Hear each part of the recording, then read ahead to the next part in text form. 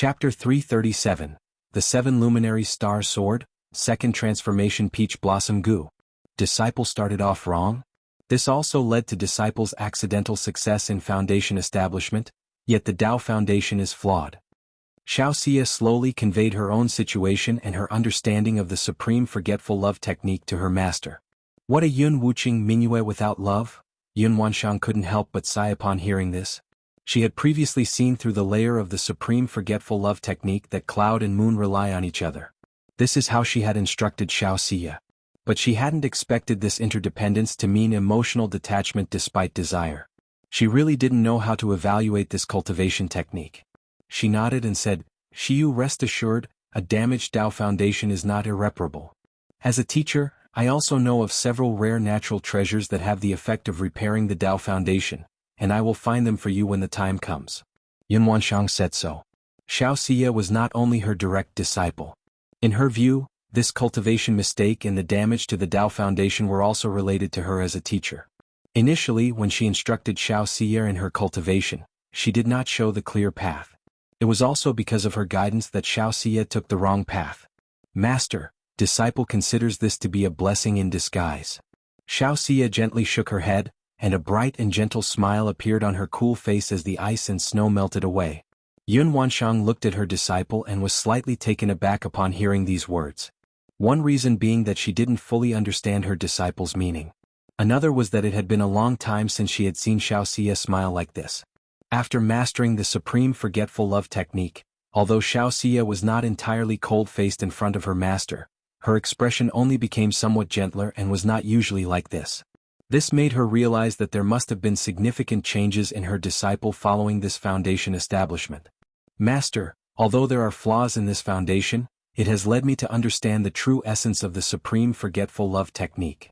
I have also realized the meaning of the second level, cloud with affection, moon with affection.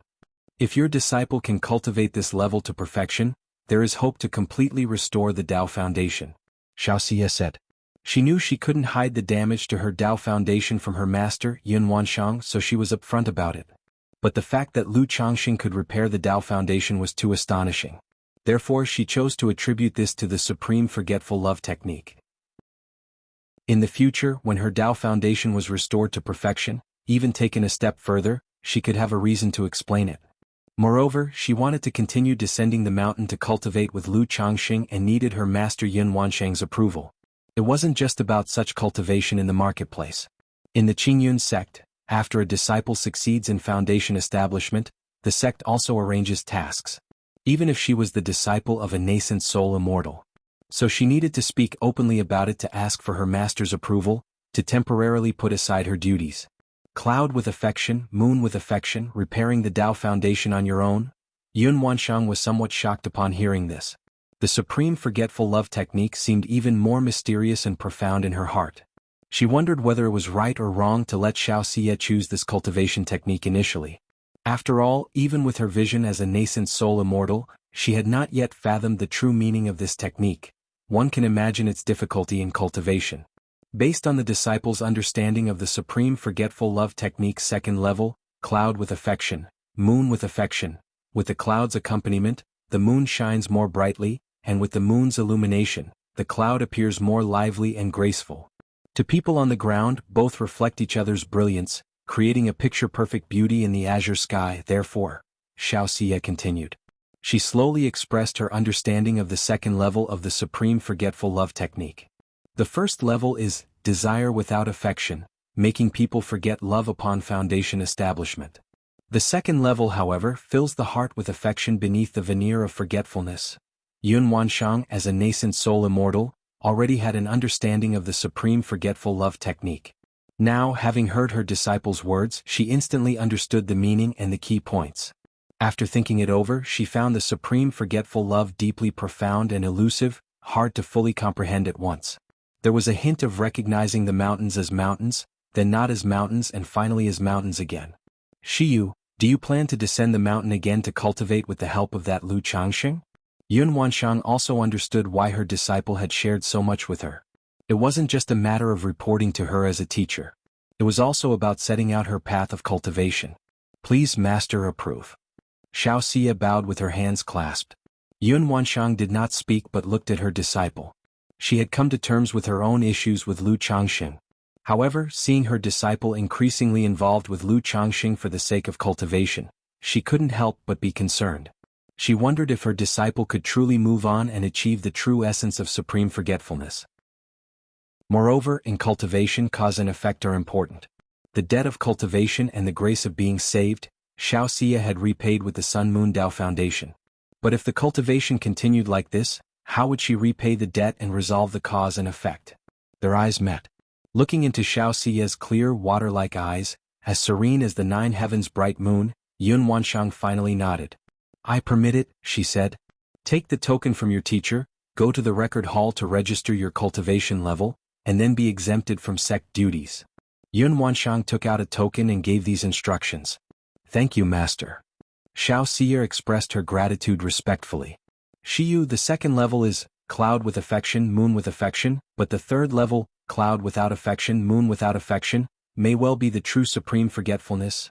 Having listened to Xiao Xia's words, Yun Wanshang also had a deeper understanding of the later stages of the supreme forgetful love technique and advised accordingly. Please rest assured, master. Xiao Xia understood her master's intentions and replied with a radiant smile. Chapter 338. This peach blossom luck is really a punishment. _1. Phew, looks like everything should be alright now. Atop the mountain, Lu Changxing opened his eyes, exhaling lightly as the 2 middle-grade spirit stones in his hand turned to powder. He had stayed on this mountain for over half a month. Besides a few wild beasts coming to offer themselves as meals, no one had searched for him at all. So Lu Changxing was also preparing to return. After all, if they really had the means, half a month was more than enough time to find him. The fact that no one came for so long also indicated that there was no trouble. Stepping out of the cave, Lu Changxing released the iron feather eagle, ready to take off, when he saw flames reaching towards the sky from a small mountain village at the base of the mountain. What's happened there, bandits? Lu Changxing's brows furrowed slightly as he looked carefully and faintly heard cries and screams.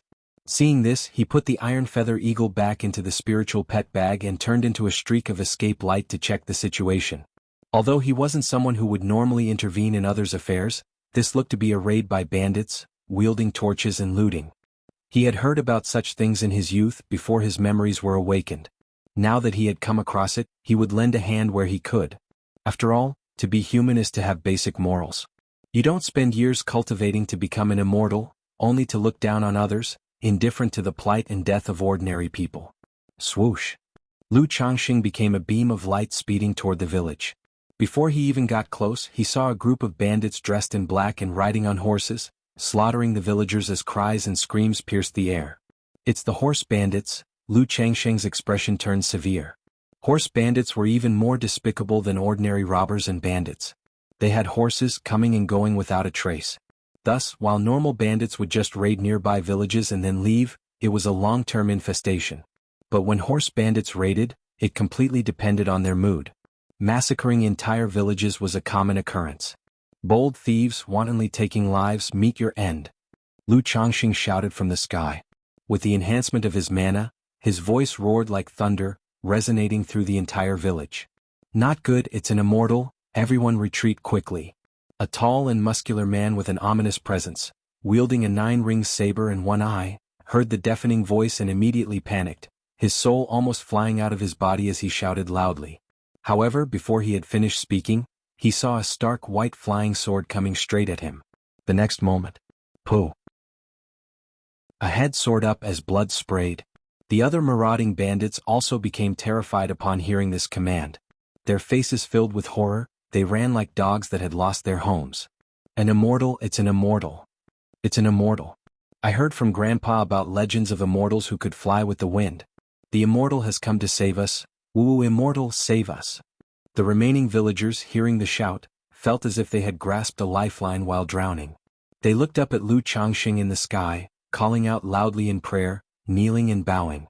Po, po, poo! Lu Changxing, dressed in his magical robe flapping in the wind, stood aloft in the air, his expression emotionless as the stark white flying sword, like a wandering dragon, unleashed its sword chi in sweeping slashes, killing one bandit after another. The bandits who had been arrogantly slaughtering the villagers were like chickens and ducks awaiting slaughter under Lu Changxing's flying sword, falling dead immediately upon being struck by the sword chi. We Blood Cloud bandits were ignorant, unaware an immortal was passing by and we wish to leave now. Please, immortal, have mercy on us. Immortal, spare our lives. Spare us. The bandits knew that they couldn't resist someone with the capabilities of an immortal like Lu Changxing, and they begged loudly for their lives. But Lu Changxing showed no trace of compassion. If he hadn't happened to pass by today, the Blood Cloud bandits would have killed who knows how many people. At the very least, this village would not have been spared. The other villagers watching Lu Changxing slaying the bandits felt a surge of relief, but also couldn't help feeling terrified and their scalps numbed. Though the bandits deserved to die, Lu Changxing, with his indifferent expression and impassive demeanor, sword rising and falling like mowing grass, killing bandit after bandit, left them deeply shocked. They felt both respect and fear for this immortal. Shortly after, Lu Changxing had slain dozens of bandits. Looking at the flames burning in the village, he flicked his hand. Suddenly, mana spread from him like a hurricane, extinguishing the blazing flames. Then he helped some of the injured villagers, providing healing. Thank you, immortal, thank you. Thank you, immortal, I will forever owe a life debt for your kindness. Thank you, immortal, I'll install an altar in my home to pray for your safety. The villagers kneeled and thanked Lu Changxing in succession. They knew their own limitations. They knew they couldn't possibly help Lu Changxing. So they could only express their gratitude in this simplest of ways. Sigh. Lu Changxing looked at the many burned-down huts and dead bodies, and he let out a sigh. Even after so many years of cultivation and numerous experiences, his heart had grown much more indifferent than at first. But faced with such a scene, he couldn't help but feel a heavy weight in his heart. No matter whether it's the cultivation world or the secular world, those at the bottom always seem to have the hardest lives. It made him feel fortunate that he had encountered the chance to cultivate and reach this stage. Just as Lu Changxing finished aiding people and was about to leave, he noticed a little girl among the crowd kneeling before him. The girl looked to be about 10 years old. Her face was somewhat dirty, wearing ragged gray linen clothes. Yet from such a small girl, Lu Changxing felt an odd allure. This inexplicable sensation caused Lu Changxing to pause. As a man who had been through countless battles and seen all there is to see, Lu Changxing was quite confident about his ability to resist temptation when it came to the fairer sex. Chapter 339. This peach blossom luck is really a punishment. He absolutely didn't believe he could have inexplicable thoughts about a little girl. Especially such a dirty little girl. This little girl has a problem. Lu Changxing scrutinized the little girl carefully. He immediately found, beneath the girl's tattered gray hemp clothes on her neck and wrists, there were white scales resembling those of fish or snakes. A half-demon? Seeing these scales, Lu Changxing raised an eyebrow. But he didn't sense any demonic energy from the little girl. He employed his spiritual eye technique looking at the little girl. He saw a faint spiritual energy swirling around her, indicating she possessed a spiritual root. There's a problem, definitely a problem. At this moment, Lu Changxing became even more aware of the issue with the little girl. He had recently achieved foundation establishment, shedding his mortal shell, and his spiritual perception and senses had all improved. Even without using the spiritual eye technique, he could tell whether a person had a spiritual root or not. Yet he hadn't noticed the spiritual root in the little girl before. It was only after using the spiritual eye technique that he saw the spiritual root in the little girl. Could it be some special constitution? Lu Changxing scrutinized the little girl, thinking to himself. The little girl seemed to sense that Lu Changxing was looking at her, and fearfully shrank her petite body. Immortal, it must surely be this monster that brought the bandits. A villager who saw Lu Changxing examining the little girl immediately spoke out. That's right, she's a disaster star. It's this monster that nearly doomed our village. We implore you, immortal, to eliminate this monster. Soon, several more villagers spoke out. The little girl, upon hearing these words, immediately began to tremble with fright, her eyes brimming with tears.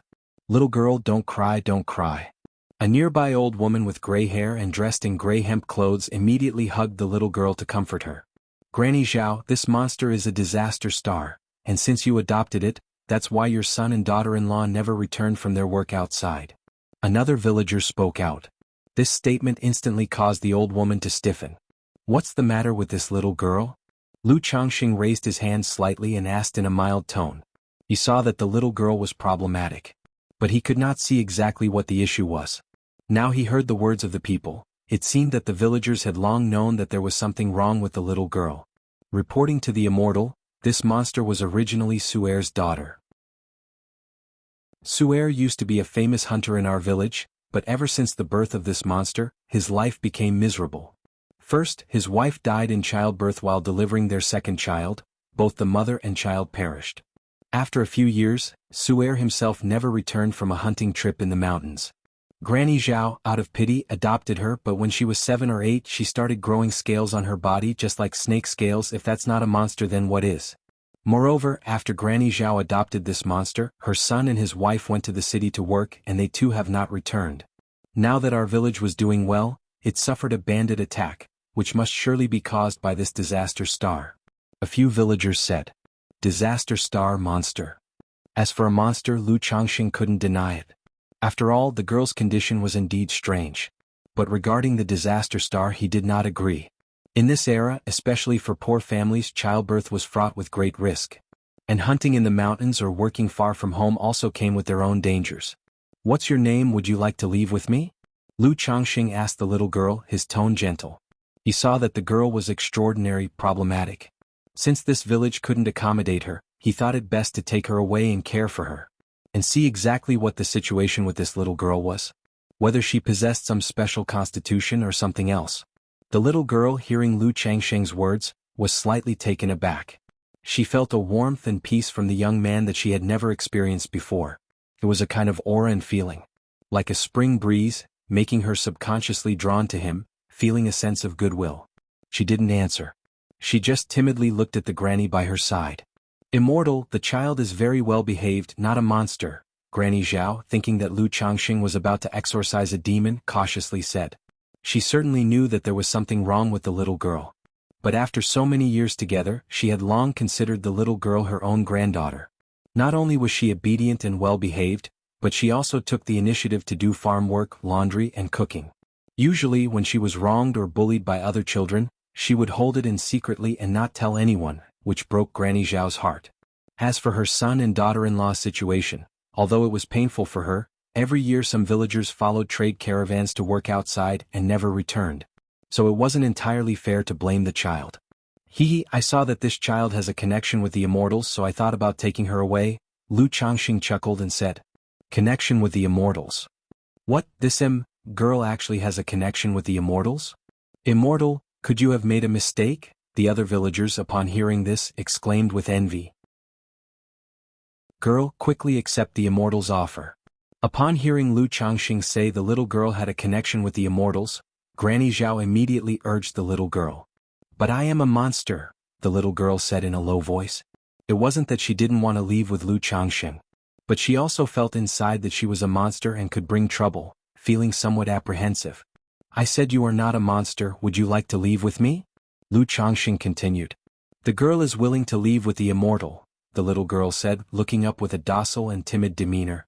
After speaking, her eyes were expectant, and her voice slightly stuttering and trembling, she added, Immortal, could you also take Granny away with us? Not bad, your filial piety is commendable, naturally that is possible, Lu Changxing said. Chapter 340. This peach blossom luck is really a punishment. Lu Changxing nodded with a smile. The little girl was willing to leave with him, and it didn't matter to bring an old lady along. After all, it wasn't anything troublesome. He didn't plan to leave the little girl at Qingzhou Mountain. Instead, he intended to settle her in Rui Prefecture first. Thank you, Immortal. Thank you, Immortal. The little girl was thrilled. She hadn't expected Lu Changxing to agree so readily. After all, her hesitation had also been due to her reluctance to leave Granny Zhao. Granny Zhao herself was happy and grateful. Her husband had long passed away, and her son and daughter-in-law had never returned, so naturally she was willing to embrace this fortunate chance. If that's the case, let's go. Seeing the old lady and the child ready, Lu Changxing didn't say much more. With a slap of his storage bag, a spirit boat appeared. He possessed 2 spirit boats on him. But usually he found them too conspicuous and a waste of spirit stones. Plus, since they were ill-gotten, he rarely used them. Now that there were 2 more people and the iron feather eagle was inconvenient, he naturally used the spirit boat. With a wave of his sleeve, both were gently placed onto the spirit boat. Then, under the villagers' congratulations, Lu Changxing steered the spirit boat upwards, turning into a streak of light, and flew toward Rui Prefecture. And at that moment, Lu Changxing sensed that the peach blossom goo had gathered a strand of peach blossom luck. It meant that taking in the little girl counted as peach blossom fortune. This also counts as peach blossom luck. This is truly amusing. Could this be the mysterious and profound fortune ordained by fate? Because of the prosperous peach blossom luck, did I just happen to rest on this great mountain, just happen to take a half-month break, and just happen to encounter this event, meeting this little girl? Lu Changxing thought to himself. Ever since he acquired the peach blossom goo, every time an incident like this occurred, Lu Changxing would wonder if it was related to the peach blossom goo and if it was peach blossom luck. Now that he saw the peach blossom goo harvest peach blossom luck, he was certain it was. Especially just now, if not for the sudden allure he felt from the little girl, which revealed her abnormality, he wouldn't have noticed her. Lu Changxing looked at the bashful little girl beside him and asked gently, "Little girl, you haven't told me your name yet." "I'm just called Girl." The little girl said. "Immortal, she doesn't have a name, she's just called Girl." Then Granny Zhao cautiously added, "No name." Lu Changxing was momentarily taken aback when he heard this. He also remembered that in the countryside, mean names were used for better survival until an older age when proper names were given. And many girls didn't even have mean names at all. "If that's the case, shall I give you a name? How does that sound?" Lu Changxing looked at the little girl and said with a smile, "Girl, don't hesitate to accept and thank the immortal for bestowing a name." Hearing this, Granny Zhao immediately told the little girl, "Thank you, immortal." The little girl heard this and showed a hopeful happiness. Other children in the village had names, but she had always been without one. Sometimes she too wished for a name. "From now on you shall be called Bai Ling, white as in the color, and Ling as in spirited. How does that sound?" Lu Changxing, looking at the faint white scales on the girl's wrist, spoke out. "Bai Ling, girl, you are to be called Bai Ling from now on," thanked the immortal promptly. Granny Zhao again told the little girl. "Bai Ling thanks the immortal." The little girl, hearing her name, repeated it twice and said cheerfully. Lu Changxing chuckled lightly and then waved his sleeve. A breeze blew by.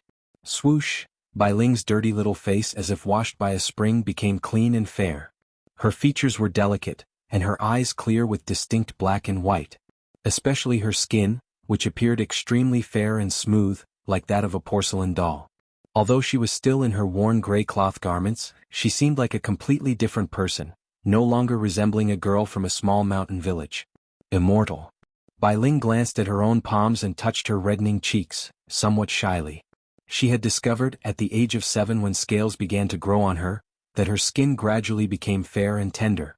Her appearance also became more and more attractive. But Granny Zhao said this wasn't good and always smeared her with mud to cover it up. So now, with the dirt removed and her true face revealed, she was somewhat unaccustomed and felt shy. When Granny Zhao witnessed this scene, she was also quite astonished. She had always known that Bai Ling was pretty, especially her skin, which wasn't like that of a country folk but even better than the city ladies. So she smeared her with mud daily. Consequently, she had almost forgotten Bai Ling's naturally beautiful appearance. Viewing her like this now, she thought to herself, no wonder this immortal took an interest in her. "Do not worry, from now on in my presence there's no need to hide," Lu Changxing said with a soft smile as he patted her head. Though she was but a little girl, the desire to be beautiful is common to all. She certainly would not like to have her face covered in mud all the time. Emichim, Bai Ling will listen to the immortal." Bai Ling obediently nodded her head. Her large eyes showed a gleam of delight. Just as Lu Changxing had guessed, she also did not like that, having her face smeared with mud every day. Which girl doesn't love beauty? Buzz. At this moment, Lu Changxing gave his storage bag another pat, and instantly, several exquisite and beautiful dresses appeared. "Which one do you like?" Lu Changxing asked with a smile. He had bought dozens of vestment robes for his own children when he was in Qingyan Market. Now that he had picked up a lovely little girl, he naturally wouldn't be stingy with a vestment robe and wanted to dress her up beautifully. Moreover, having someone by his side, shouldn't he give her some benefits? "The immortal will give me one?" Bai Ling looked at the colorful, exquisite dresses before her and immediately her eyes widened. She had never seen such pretty clothes in all her life. She didn't even know how to describe them. They were dazzling to her eyes. "Why is the immortal so nice to me?" Her eyes suddenly moistened as she spoke. Apart from Granny Zhao, he was the first person to be so kind to her. They had just met, and not only had he given her a name but also a gift of such precious and beautiful clothing. She felt dizzy, almost too bashful to accept it. You were willing to follow me, so naturally I should be good to you, Lu Changxing said with a laugh as he ruffled her hair. Then he spoke in a warm voice, from now on you can call me brother. Brother? Hearing this, Bai Ling paused, her heart beating with an inexplicable stir. Then she pursed her lips, calling out somewhat shyly, brother? Ha, good, so pick one, Lu Changxing said, laughing as he ran his fingers through her hair again. Soon after, Bai Ling looked and finally chose a white dress. Because she had never worn such a clean dress before. Brother had also said she wouldn't need to be dirty anymore, so she wanted to stay clean always. Granny Zhao, watching this unfold, also felt immense emotions stir within her, happy for the child's future. Chapter 341. My son Pingan has the talent of a martial saint. _1 Lu Changxing could tell that Bai Ling and Granny Zhao had just gone through a significant upheaval and were physically and mentally exhausted, so they did not head directly to Rui Prefecture. The journey to Rui Prefecture from here would take roughly 3 to 4 days. The two of them were mere mortals, lacking the physical and mental stamina for such a trek. They promptly found a city to settle down in. He let them rest for a night and have a good meal. With Granny Zhao's help, Bai Ling changed into a beautifully ornate white fairy dress. Her lustrous black hair was tied in twin ponytails, making her look like a cute porcelain doll. Brother. She approached Lu Changxing timidly, her eyes filled with hope as she showed him her new clothes. But her entire demeanor was still very nervous, her small hands clutching the hem of her dress. Like a frightened little rabbit, she looked pitifully adorable. Little Linger is really cute. Lu Changxing smiled warmly at Bai Ling's timid and delicate appearance. He ruffled her little head, making a happy and contented smile appear on her cute face. Let's go, it's time to eat. Then Lu Changxing took the little girl by the hand to have a meal. Just then Lu Changxing noticed the slight scale patterns on Bai Ling's wrist and gave them a few glances. When the little girl saw Lu Changxing looking at the scales on her wrist, her face turned pale instantly. She quickly pulled down her sleeve to cover her wrist, her delicate body trembling, and spoke in a scared, anxious voice, Brother, I'm sorry I didn't mean to scare you. Seeing the little girl acting like this, her voice anxious and fearful, with a cry in her tone, Lu Changxing sighed softly. He knew that over the years, the little girl had endured much ridicule and indifferent stares because of those scales. It had made her extremely sensitive in this respect, having developed a conditioned response. He gently kneeled down. Looking at her face, full of fear and self-doubt, he carefully lifted her sleeve and seeing the white snake scales, spoke in a gentle tone, How could this scare anyone? These scales are very pretty. Saying this, he gently stroked the scales with his hand. The white scales blended perfectly with her fair little arm, almost imperceptible unless closely examined. They felt slightly cool to the touch but not uncomfortable, quite smooth indeed. The little girl, her face full of fear, paused in surprise at his words. Ever since the scales had appeared on her body, even Granny Zhao had been a bit frightened at the time. Later, a boy from the village saw the scales on her arm and called her a monster. This led to the other villagers finding out, all of whom deemed her a monster. She had even thought about cutting the scales off with a knife. But each time she tried, it would be a bloody mess and the scales would grow back soon after, leaving no scars. It was only after Granny Zhao comforted her and said it was okay that she gradually accepted the scales. Yet, these scales remained a lump in her heart, always covered by clothes and not something she wanted others to see. Lu Changxing was the first to say that the scales, which even she was concerned and frightened by, were very pretty. At that moment, the little girl's insecure and fragile heart experienced an inexplicable feeling. Her clear eyes, black and white like peach blossoms, teared up and looked at Lu Changxing as if intoxicated but not, asking timidly, Brother, do you really not find it scary? Lu Changxing, seeing the clear distinction in Bai Ling's eyes, suddenly sensed an enchanting allure, bewitching and deeply moving. It made his mental spirit ripple, and he was momentarily distracted. This, if it weren't for checking with his divine sense multiple times, confirming that she was just an ordinary little girl, Lu Changxing might have thought she was using a bewitching technique. However, the charm disappeared in an instant. The distinction in her eyes remained pitifully innocent. The allure he had just felt seemed like an illusion, as if it had never been there. How could it be scary? I think it's very pretty, Lu Changxing said, looking at the timid and fragile girl while smiling gently. He was even more surprised at her condition. It had actually made him, a Foundation establishment great cultivator, slightly distracted in her presence. He didn't look any further, knowing the little girl couldn't adapt all at once. He pulled Bai Ling's sleeve back down and then ruffled her little head again, smiling. "Little Linger, don't pay too much attention to what others think. If brother says it's pretty, then it's pretty, understand?" Listening to Lu Changsheng's gentle words, Bai Ling felt as if she were basking in the spring breeze, quietly serene and peaceful in her heart. She then nodded vigorously. "Let's go, it's time to eat," he said, taking the little girl's hand to dine. Outside the room, Granny Zhao looked at this scene and also breathed a sigh of relief. She did not know what the immortal had seen in Bai Ling. Whether he would dislike her because of Bai Ling's condition. But at this moment she felt that the scales on Bai Ling's body shouldn't be a bad thing. Otherwise, this immortal wouldn't have taken an interest in her. Soon after, the trio went to a private room to eat. Facing a table full of exquisite delicacies, Bai Ling and Granny Zhao were dazzled and appeared a bit restrained.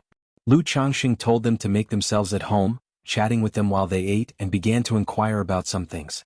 Through the conversation, Lu Changxing gained a rough understanding of Bai Ling's situation. She was 11 years old. She lost her mother at 2 and her father at 5. After begging for food for a while, she was taken in by Granny Zhao. For some unknown reason, at the age of 7, Bai Ling discovered scales beginning to appear on her wrist. Then scales gradually started to appear on her neck, shoulders and lower legs as well. These white scales terrified and frightened her. However, the scales didn't cause any unusual symptoms in her body. If anything, they seemed to make her grow even whiter and more delicate, and she was much stronger than her peers. 7 years old, Lu Changxing paused for a moment when he heard this age. In the cultivation world, children could be tested for their spiritual root when they reached the age of 5 or 6. Chapter 342. My son Pingan has the talent of a martial saint. The matter of the spiritual body is much more complicated. Some are born with unusual phenomena, some are almost the same as the spiritual root. There are also those who only awaken their spiritual body in their 40s or even require some sort of opportunity. If one were to say that the awakening of the spiritual body at the age of 7 caused scales to grow, that still makes sense. But Lu Changxing had also read quite a bit about the spiritual body in various books. As for Bai Ling's situation, it was simply unheard of. The cultivation world is vast and wondrous. Not only can she charm me, but she can also conceal her own spiritual root, which is definitely not simple. Lu Changxing didn't dwell on it too much, deciding to keep her with him for now. He would teach her cultivation later. After eating quite a bit, Lu Changxing noticed that Bai Ling had quite the appetite, even larger than that of an average adult. At that moment, Bai Ling also realized that Lu Changxing had hardly eaten anything. While she nibbled away, she never stopped, and the table was piled with leftovers, making her small face blush with shame. Immortal, the girl's appetite is a bit bigger than the average person's.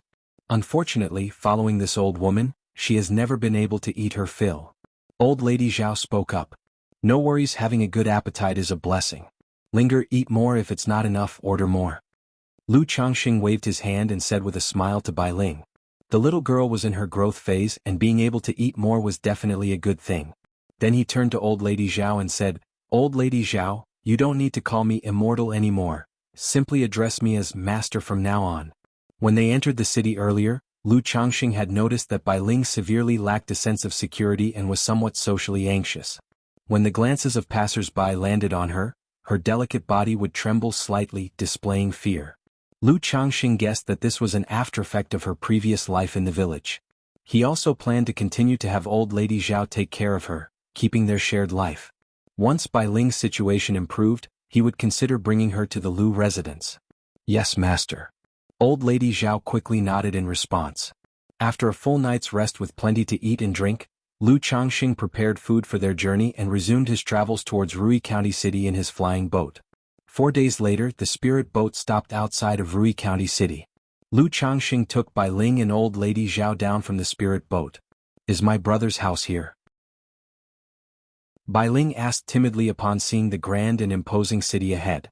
"Yes, Linger, from now on, you and Old Lady Zhao will live here temporarily." Lu Changxing smiled and nodded, taking out a transmission talisman to contact Hong Yi. One reason was to ask Hong Yi for assistance with arrangements. Also, he hadn't seen him for a long time and wanted to catch up. Suddenly, as if remembering something, his body surged with a white light, and he reverted to his true appearance. Before this, Lu Changxing had always been using a disguised appearance. Even during their rest along the journey, he had not reverted back to his real face. "Brother." Bai Ling, upon seeing Lu Changsheng's true face, opened her mouth in an O shape, totally astonished. Old Lady Zhao was also surprised, thinking to herself that indeed he was a true immortal. She had never seen such a handsome person before. "Brother usually conceals his appearance as well," Lu Changxing said with a light chuckle, and then took Bai Ling's small hand and walked towards Rui County City. "Brother is so handsome," Bai Ling said softly, tilting her head up slightly as she was led by the hand, a blush spreading on her face. Rui Prefecture was bustling with life, people coming and going on the streets, never ending. However, Lu Changxing had used his mana to conceal his aura, reducing his presence. But even so, with his handsome face, upright stature and elegant and uncommon demeanor, many women on the street couldn't help but stop and gaze at him longingly. Walking through the city, Bai Ling looked around at the busy crowd and couldn't help but feel nervous, clutching Lu Changsheng's hand tightly. It wasn't long before Hong Yi arrived swiftly. "Brother Lu, who is this?" Hong Yi, looking at Bai Ling whom Lu Changxing was holding hands with, was somewhat astounded. He was already used to Lu Changxing bringing along ladies, but her age and appearance didn't seem to fit the role of a daughter. And to say concubine, she seemed too young. This is a sister I recognized named Bai Ling. I plan to have her temporarily stay here and will need Brother Hong's help in looking after her," Lu Changxing said, briefly explaining the situation of Bai Ling and old Lady Zhao. "I see," Hong Yi replied after listening, not asking further. Not far from the Lu residence, he arranged a quiet courtyard for old Lady Zhao and Bai Ling. He also arranged for a maid and an old woman to serve the two. "Brother Lu, have you just come back from traveling?" Hong Yi asked Lu Changxing after settling the two in. How did you know, Brother Hong?" Lu Changxing asked, raising an eyebrow. 5 months ago, Brother Li returned for a visit. Seeing you didn't come over and since I had some free time, I went with Brother Li to the Red Maple Marketplace, but Miss Lu said you were out traveling," Hong Yi said. "Feiyu came back? Where is he now, in the Red Maple Marketplace, or did he leave?" Lu Changxing asked, pausing at Hong Yi's words. It had been 5 months since he and Xiao Xia left the Red Maple Marketplace. He didn't expect Li Feiyu to have returned right during that time. Brother Li came back this time to say farewell before heading to the Azure Phoenix Immortal City, so he left after waiting a month, Hong Yi said with a sigh, feeling a sense of reverence. He revered Li Feiyu's actions after realizing the reality that he didn't pass the selection for the immortal sects. He had given up unrealistic dreams of cultivation, intending only to inherit his father's title as the Marquis of Rui and to break through to the energy refinement late stage in his lifetime. As for Li Feiyu, after spending so many years in the cultivation world without success, he still had full determination. Now he was even setting out to make his way in the Azure Phoenix Immortal City, a holy place for loose cultivators, which left Hong Yi feeling wistful. Chapter 343, My son Pingon has the talent of a martial saint. Azure Phoenix Immortal City. Upon hearing this, Lu Changxing sighed. Li Feiyu had mentioned before that he planned to venture into the Azure Phoenix Immortal City. However, prior to that, he would gain experience in other places and get a glimpse of the cultivation world. Lu Changxing hadn't expected that by the time Li Feiyu returned from his cultivation journey, he himself would just happen to be away for foundation establishment, causing the two of them to miss meeting each other again. Brother Li must have experienced quite a lot on this journey. Moreover, with Brother Li's temperament, he might even make a name for himself and establish his immortal foundation. Knowing the deep relationship between Lu Changxing and Li Feiyu, clearly better than the one with himself, Hong Yi spoke out to console him. He then spoke of some changes in Li Feiyu. He indicated that Li Feiyu was indeed extraordinary. Having been out cultivating for over 2 years, his cultivation level was about to break through the 6th level energy refinement. But hearing this, Lu Changxing felt even heavier at heart. In the cultivation world, if one wants to quickly improve one's cultivation level, the options are spiritual medicines, elixir medicines, or fortuitous opportunities.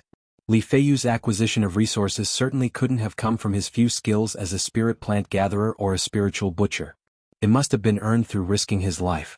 After chatting for a long while, the two parted ways. Walking on the way home, Lu Changxing looked at the vast, turbulent canal behind the Lu residence and suddenly let out a deep sigh.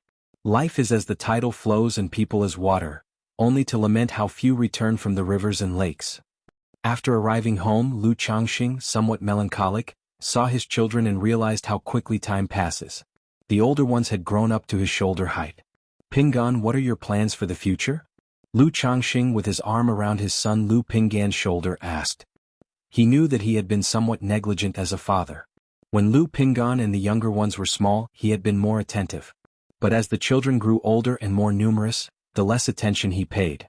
Usually, on a whim when he had spare time, he would show some concern. Dad, you've said, read thousands of books and travel thousands of miles.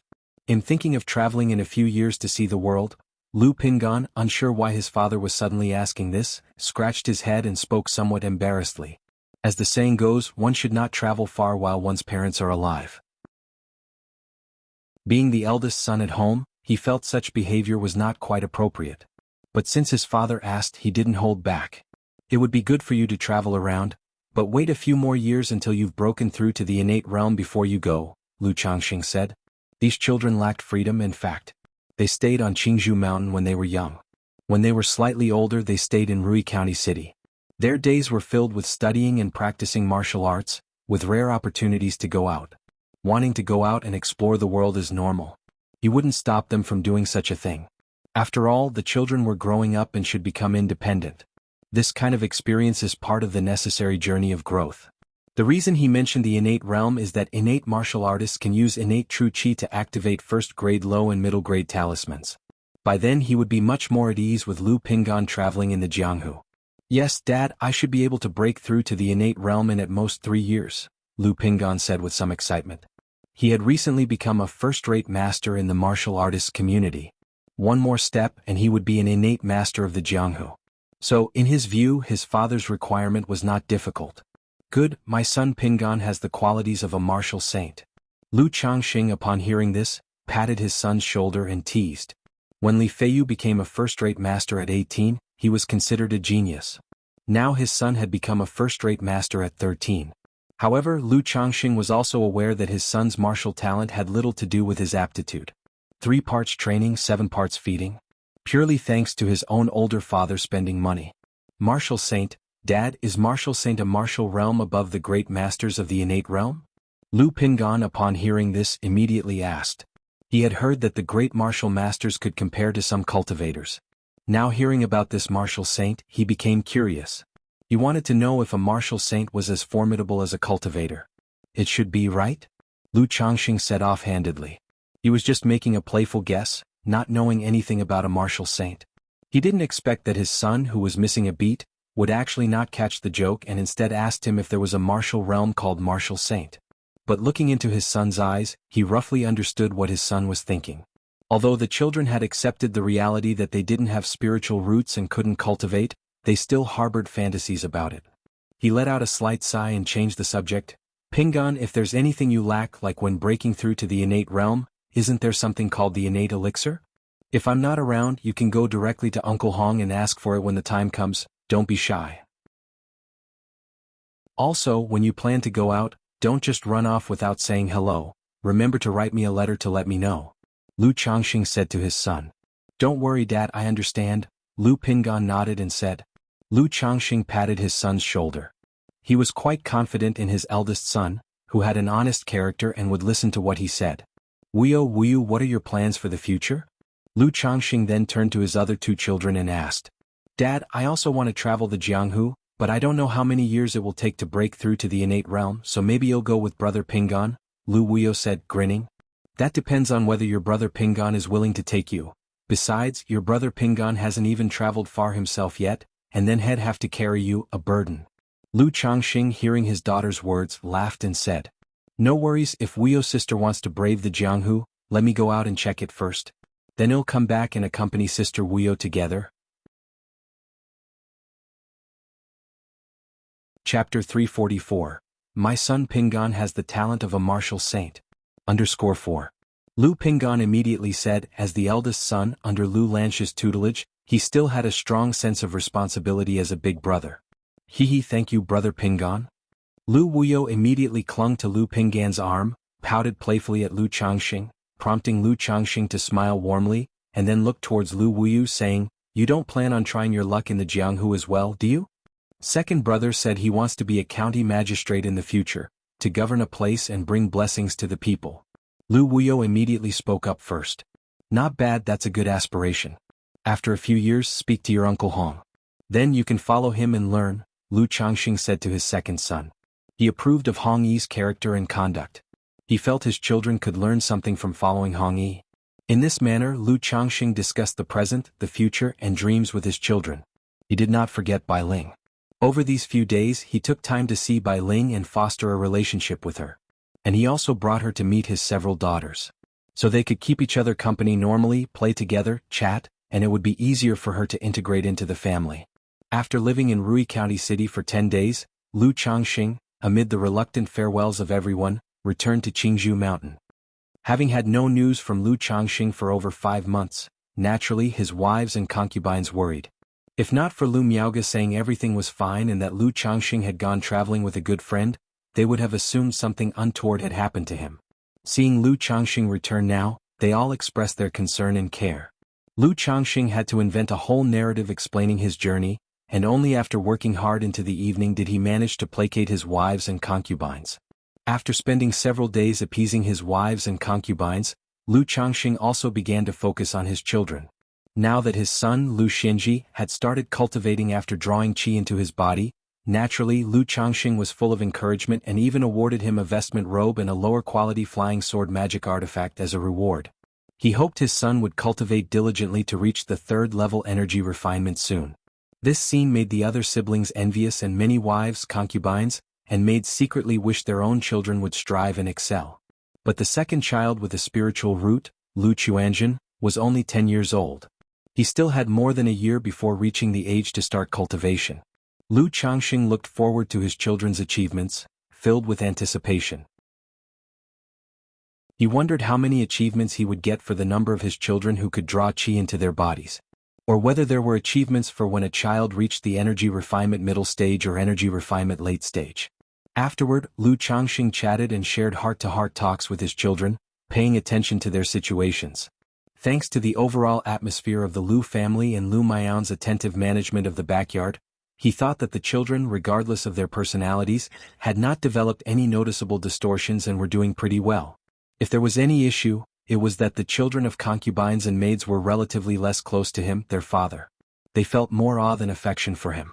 Concerning this, Lu Changxing understood the situation. Be it his wives or his children, he could not treat everyone equally. Often with his children, it was either about their spiritual root or their mother's status. So even though he was easygoing with his children, the lack of regular contact naturally led to a decrease in closeness. Under the influence of the atmosphere and their mother's teachings, an image of dignity had formed in the children's minds. Even though he knew about this issue, Lu Changxing had no way to improve it. He now had 117 children. 28 of them had spiritual roots. Even if he only cared for those with spiritual roots, he didn't have the time and energy. All he could do was to pay a bit more attention to the children and try to ensure they didn't go astray. After finishing the heartfelt discussions with his wives and children, Lu Changxing also remembered his golden armor bean mother. He dug a hole in his courtyard, poured in some second-rank spiritual earth, and planted the golden armor bean mother. He also asked Lu Miaoyun to water and look after it on his behalf regularly. After all, the earlier it was planted, the sooner it would sprout. It couldn't be grown inside the spiritual pet bag. Lu Miaoyun, although unsure of what kind of seed it was, remembered her husband's instructions and resolved to care for it well. In the following time, Lu Changxing was dedicated to child-rearing in Qingzhou Mountain. He planned to keep shuttling between Qingzhou Mountain and the Red Leaf Valley Market once he received news from Xiaoxiya. Chapter 345. The number 1 Talisman Path Practitioner of the Lu family, crafting the 7 Luminaries Heart Lamp. _1. Qingyun Sect. Sutra Pavilion. Xiaoxiya, are you sure you want to choose such a technique? The guardian elder looked at the 3 techniques Xiaoxiya had chosen. Upon seeing one of them, a strange expression crossed his face. Mastering one spell can help understand all spells. The cultivation technique I practice requires comprehension of various techniques, so I choose this one. Xiaoxiya's demeanor was cool and holy, her expression calm as she made a slight bow and spoke. Since you've made up your mind, Xiaoxiya, this old man naturally won't say more. However, you should be aware of our Qingyun sect's rules. You must swear an oath to the heart demon that no cultivation techniques shall be leaked. The guardian elder, seeing Xiaoxiya's disposition, spoke no further, merely nodding slightly.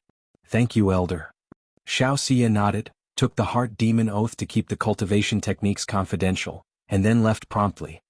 It seems that foundation establishment does have a significant impact on childbearing. Lu Changxing had returned to Qingzhou Mountain for over a month now. In this past month, he had hardly practiced cultivation.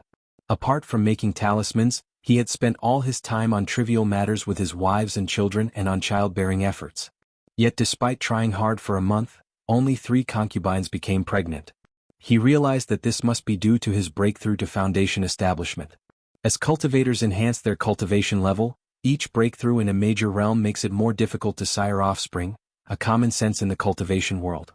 However, the higher the cultivation level of the parents, the higher their strength, and the higher the probability that the children born will possess spiritual roots and of better quality.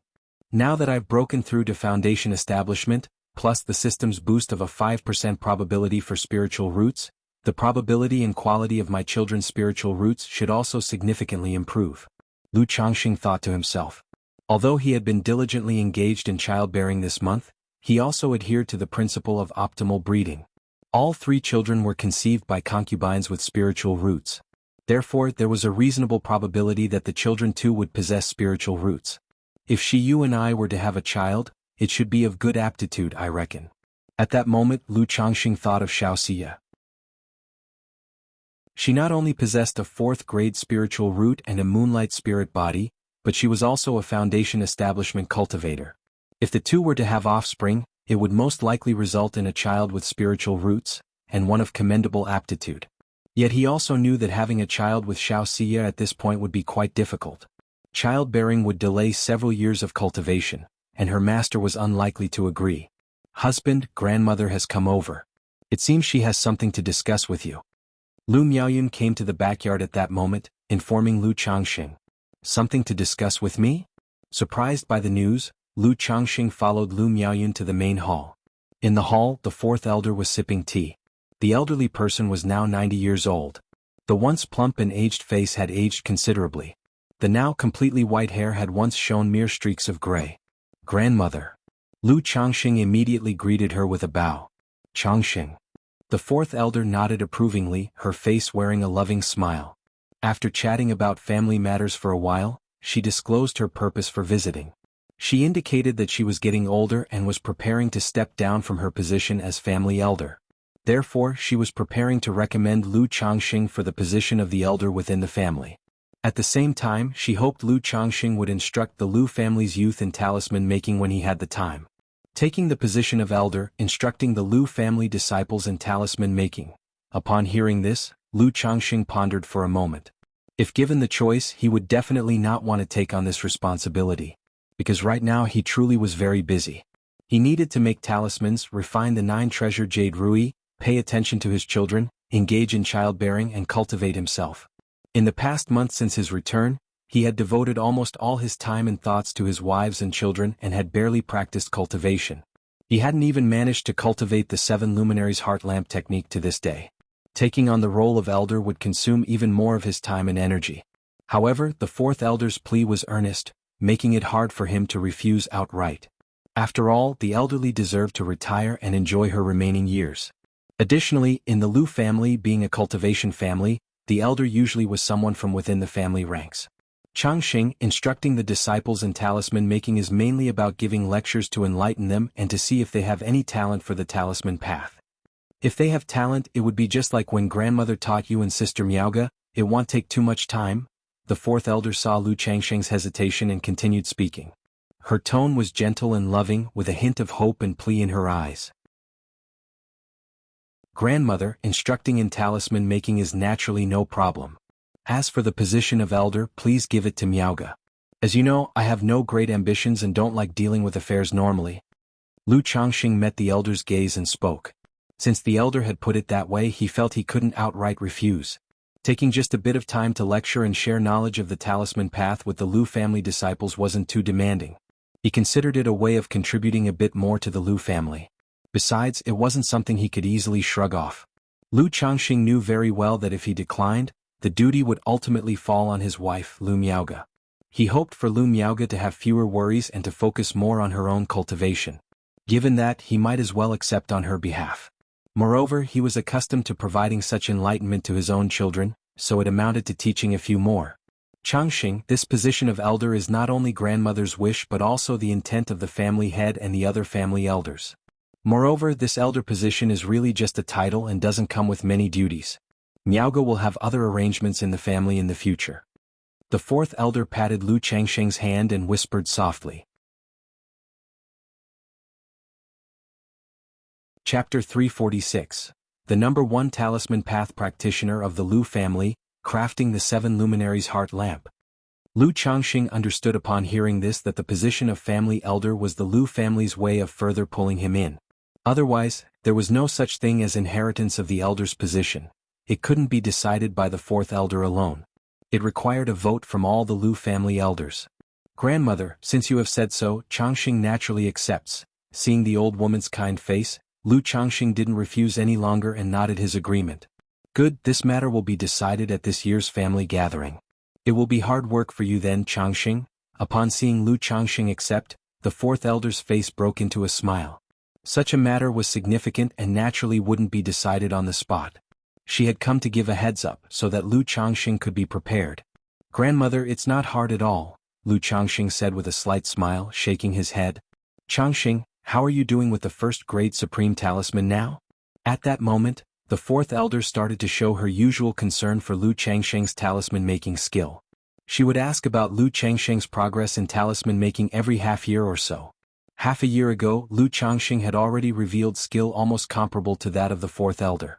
I still need grandmother's guidance. Without saying much, Lu Changxing showed his own talisman-making skill to the fourth elder. Now that he had broken through foundation establishment, he felt bold enough to be a bit more daring. He planned to accelerate his progress in the talisman path. In a few years he would reveal his second-grade talisman-making skill to the public. Very good, very good. The fourth elder was thrilled and full of approval as Lu Changxing successfully drew a first-grade supreme talisman, her face alight with excitement.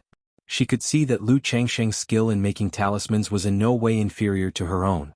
The talisman, even if she were to draw it herself, would not surpass the proficiency shown by Lu Changxing, or might even be inferior.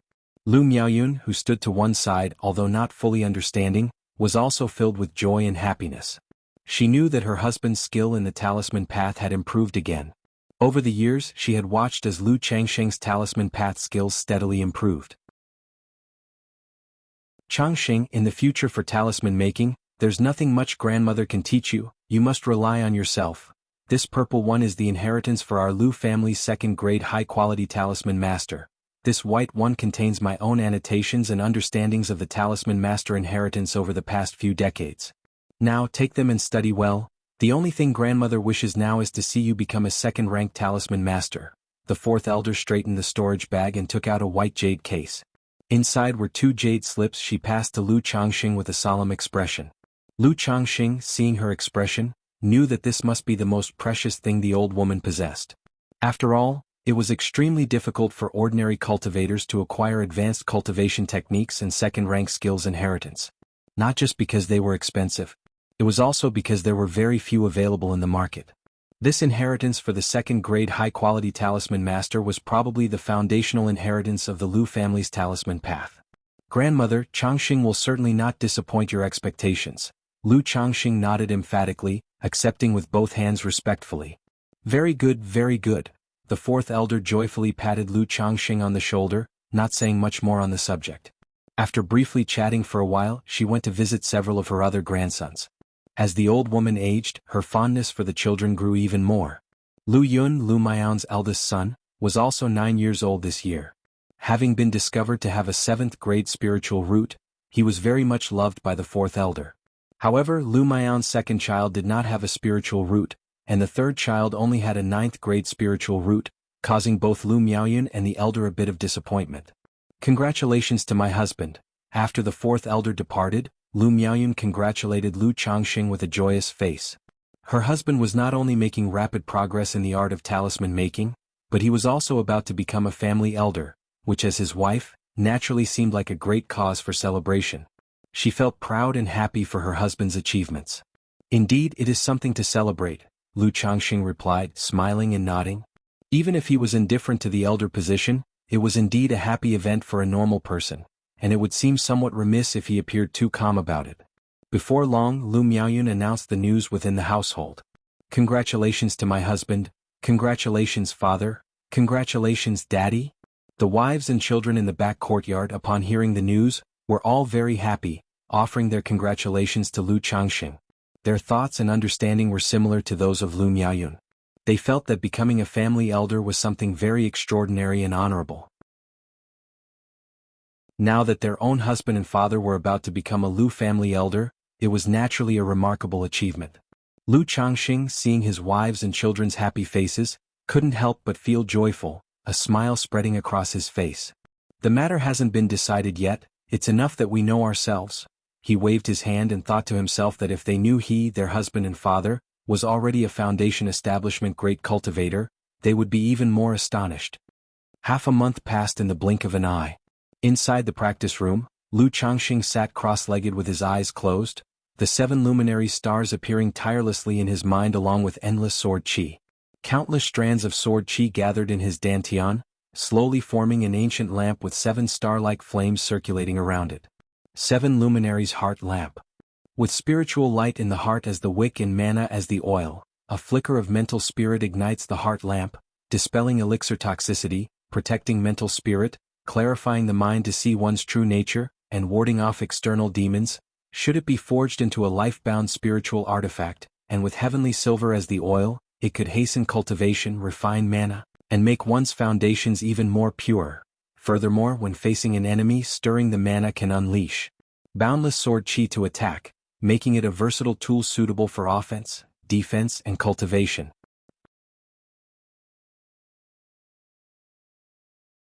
Chapter 347. The number 1 Talisman Path Practitioner of the Lu family, crafting the 7 luminaries heart lamp.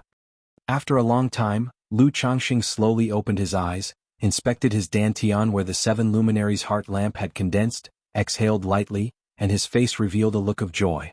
Through over half a month of secluded and arduous cultivation, he had finally succeeded in condensing the 7 luminaries heart lamp. Next, he could spend materials to forge this 7 luminaries heart lamp into his life-bound spiritual artifact. However, he did not start the forging right away. Because such a task could not be completed in a short time, and it was not possible to interrupt the process. He would need to be in seclusion for several months to accomplish it. Now Lu Changxing was beginning to understand why cultivators were beyond the constraints of time. He didn't even have to spend time comprehending and learning the method to condense this 7 luminaries heart lamp. Just visualizing the 7 luminaries, condensing sword qi, and forging the heart lamp had already taken over half a month of his time. If it were an ordinary person, they would have to be in seclusion for at least 3 or 4 months, or even half a year to condense this lamp. Sigh. No wonder cultivators cannot have too many distractions and trivial matters. With too many trivial matters, it's really hard to focus on cultivation. Lu Changxing sighed, stepping out of the practice room. He immediately went to the residence of the 4th elder to inquire about teaching the Lu family disciples about the talisman path. He planned to teach this class and then use seclusion to break through to the 7th level energy refinement as a pretext to forge the 7 luminaries heart lamp, his life-bound spiritual artifact. After all, the 7 luminaries heart lamp was beneficial to cultivation, and the sooner it was forged, the better. He'll let the family head know later, and you can start teaching tomorrow at Qingzhou Villa. Upon hearing Lu Changxing's intentions, the 4th elder said so. The next day the sun shone brightly. The 4th elder then arrived at Lu Changxing's residence. In addition to the 4th elder, there was also a man in his 30s with a handsome and refined appearance, wearing a blue shirt and greeting them courteously. This man was the Lu family's young family head, Lu Miaochang. By this year's family meeting, he would become the new family head of the Lu family. It wasn't that Lu Yuanding had done anything wrong. Instead, the term of the family head of the Lu family lasted for 20 years. This year happened to mark the end of Lu Yuanding's 20-year tenure, so he would step down to serve as an elder. Grandma, young family head. Lu Changxing greeted the 4th elder and Lu Miaochang with a bow. Changxing. The two also nodded to Lu Changxing in return. This young family head was Lu Yuanding's nephew. That's why his temperament was somewhat similar to Lu Yuanding's. He was polite and dignified in his dealings, making him a very comfortable person to be around. Both had come for the Talisman Path class. Since it was Lu Changxing's first time teaching, the 4th elder had to come to oversee things. As for the young family head, he was there to set the scene and check on the situation, so that none of the family disciples would misbehave and offend Lu Changxing, the future elder and talisman master. Upon hearing this, Lu Changxing also called his sons Lu Xinji and Lu Chuanjin to come along. He had already noticed that both of his sons lacked talent in the talisman path. But lack of talent aside, as cultivators, having more understanding of talismans was not a bad thing. Everyone made their way to Qingzhou Villa. Uncle Fu.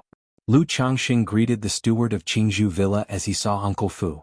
The old man had also aged significantly and was currently in a semi-retired state.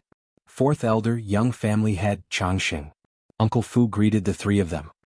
He felt somewhat sentimental inside. The once son-in-law of the Lu family had now become a core member. In the realm of talismans, he had surpassed Sister Miaoga in the Lu family to replace the fourth elder as the number one person in the Lu family. He led the three to a large hall in Qingzhou Villa. Inside there were more than 20 Lu family disciples. The youngest were 11 or 12 years old, and the oldest were only 15 or 16. We pay our respects to the fourth elder, Uncle Miaochang, Elder Miaochang, Teacher Lu. After receiving the message the day before, these Lu family disciples knew that Lu Changxing would be teaching talisman making. Their elders at home had also instructed them to be polite and respectful to Lu Changxing.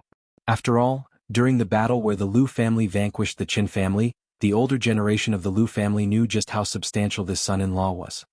He was not only extraordinarily gifted in the talisman path, earning the favor of the Lu family ancestor who personally bestowed the marriage, but he also had a deep relationship with the Foundation establishment great cultivator. Xinji, Chuanjin, find a place to sit down. Lu Changxing said to his two sons, then started the class. With his second-rank talisman-making skill, his foundation in this basic knowledge was exceptionally solid. The theoretical aspects were also articulated as if he had a full set of instructions. He was nothing like the fourth elder, who relied on slow self-study, and could not compare to his finely honed approach.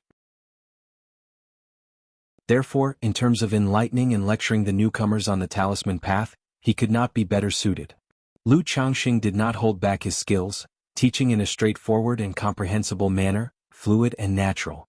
Moreover, in the classroom he broke down the steps of basic talismans for everyone, teaching them bit by bit, to the point that these children and youths were utterly enraptured. Even the fourth elder, upon hearing Lu Changxing's lecture and the dissection of the talisman steps, couldn't help but be surprised. She felt that Lu Changxing's instruction was simply flawless, with not a single fault to find. She even experienced the sensation of reviewing old knowledge and coming to new realizations. She had originally assumed that Lu Changxing, relying on his own exploration, would have some deficiencies in his foundational knowledge. Therefore she came to listen to the class, also thinking of giving Lu Changxing some guidance at that time to reinforce his basics.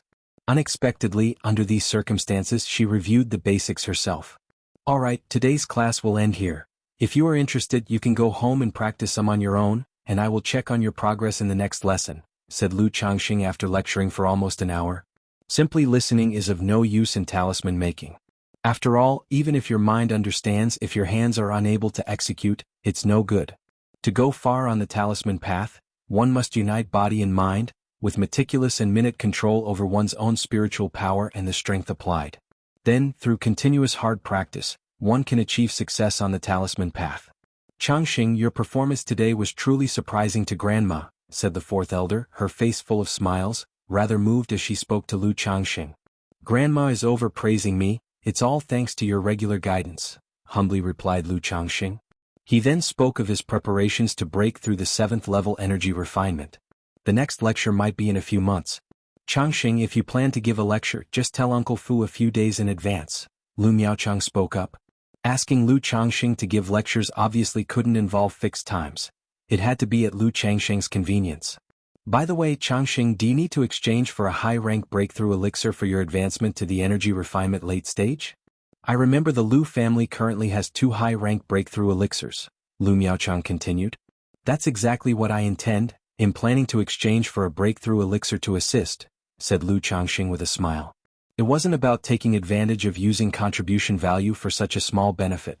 It was simply that for someone with a 9th grade spiritual root, it would seem abnormal not to use a breakthrough elixir as an aid.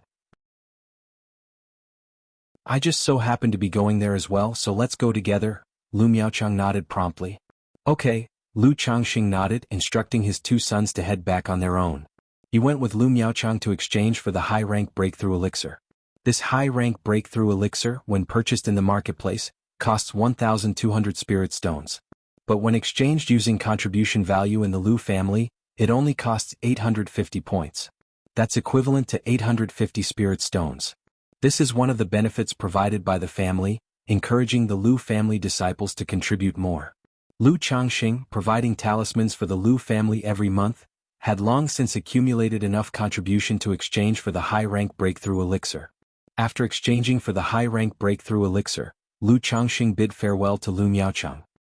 He could see that this young family head had always been extending goodwill towards him. But the man was also a close uncle through marriage relations, so naturally Lu Changxing was friendly in return. For every inch of respect given, he would return a foot. I wonder when Shiyu will come. This refining of the 7 luminaries heart lamp will likely take 3 to 4 months, mused Lu Changxing on his way back. It had been 3 months since they parted ways. She went back to Qingyun's sect to report and to cultivate the techniques for foundation establishment, so she was expected to visit in the coming months. Yuner, keep this transmission talisman for me, and if anyone tries to contact me, just tell them I'm in closed cultivation. Tell her to go directly to Red Leaf Valley Market to find Sister Miaoga if she has any issue, Lu Changxing instructed upon reaching home. He mentioned his plans for going into seclusion and left his and Xiao Xia's transmission talisman with his wife, Lu Miaoyun. He did this to avoid Shiyu arriving while he was not present.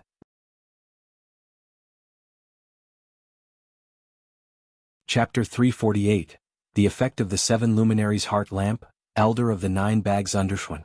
Time flew by, and in the blink of an eye, for months had passed.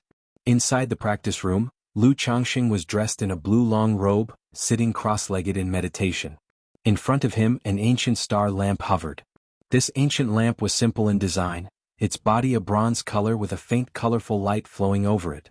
Around the lamp's dish 7 thumb-sized dazzling gems were embedded, like 7 small stars, emanating strands of brilliant light. The 7 luminaries heart lamp, it's done. Lu Changxing suddenly opened his eyes, looking at the ancient lamp before him. He could distinctly feel that this ancient lamp was integrated with him, connected to his mental spirit. This was a life-bound spiritual artifact. Even as a lower-grade spiritual artifact, its power far exceeded that of ordinary spiritual artifacts.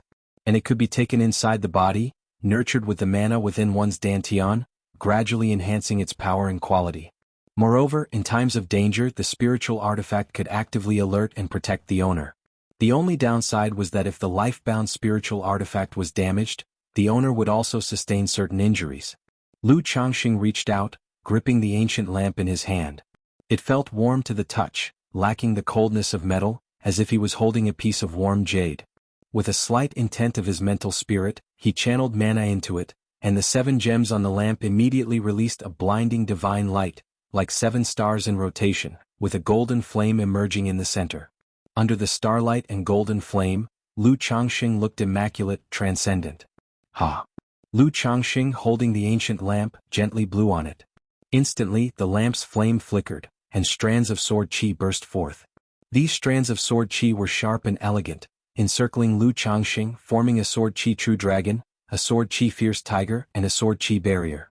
Although its power is only equivalent to a single blow from an ordinary foundation establishment cultivator, having the profound origin bead at my side, I fear not the consumption of mana, and in a moment's thought, I can unleash up to 100 strands of sword qi, which even a foundation establishment middle-stage cultivator would find difficult to withstand.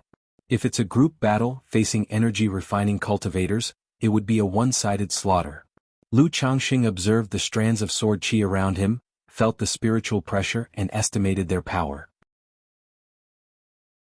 Immediately with a thought, the sword qi dissipated, and the 7 luminaries heart lamp transformed into a streak of light, entering his body and traveling along his meridians to hover above the qi ocean core.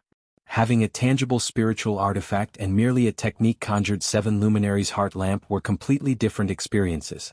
Now that the spiritual artifact was inside his body, Lu Changxing also found it quite mystical. I wonder how effective the 7 luminaries heart lamp is in condensing mana. Lu Changxing thought of the effects of the 7 luminaries heart lamp on concentrating mana at its foundation. This was also one of the most formidable effects of the 7 luminaries heart lamp. He took 2 qian of heavenly silver from his storage bag, as fuel for the 7 luminaries' heart lamp. Immediately the golden flame of the 7 luminaries' heart lamp blazed brightly, then entered into the elixir lake, making the liquid mana inside the elixir lake bubble and churn as if boiling. Time went by little by little. After a long time, when the fuel was exhausted, the elixir lake returned to calmness. Tisk he, down goes 2 qian of heavenly silver, and I hardly saw any effect, only a faint sense of purer mana. According to the 7 luminaries' great freedom sword scripture, with the 7 luminaries' heart lamp condensing mana, the foundation can be enhanced by up to 30%, and this 30% probably requires burning upwards of 100 jin of heavenly silver. Lu Changxing couldn't help but shake his head in amazement. Ordinarily, the 7 luminaries' heart lamp uses mana as fuel, deployed in battle, expelling elixir toxicity, guarding the mental spirit and resisting external demons. But to condense the mana foundation, one had to use heavenly silver as the fuel. This heavenly silver was priced at 100 spirit stones for 1 liang. If one were to burn up to 100 jin of heavenly silver, that is, burning up to about 150 or 200,000 spirit stones. Even for Lu Changxing, such a figure was astonishing. However, a 30% enhancement in mana, not only solidifying the foundation, is also beneficial for the probability and quality of core formation. The cost in spirit stones, one could say, is worth it. Moreover, the price of 100 spirit stones for 1 liang is what I paid at the Qingyun Commerce Guild. If I purchase it myself, at least I could get it for 20 to 30% cheaper. Lu Changxing pondered in his heart. He was in no rush to use heavenly silver to condense his mana foundation.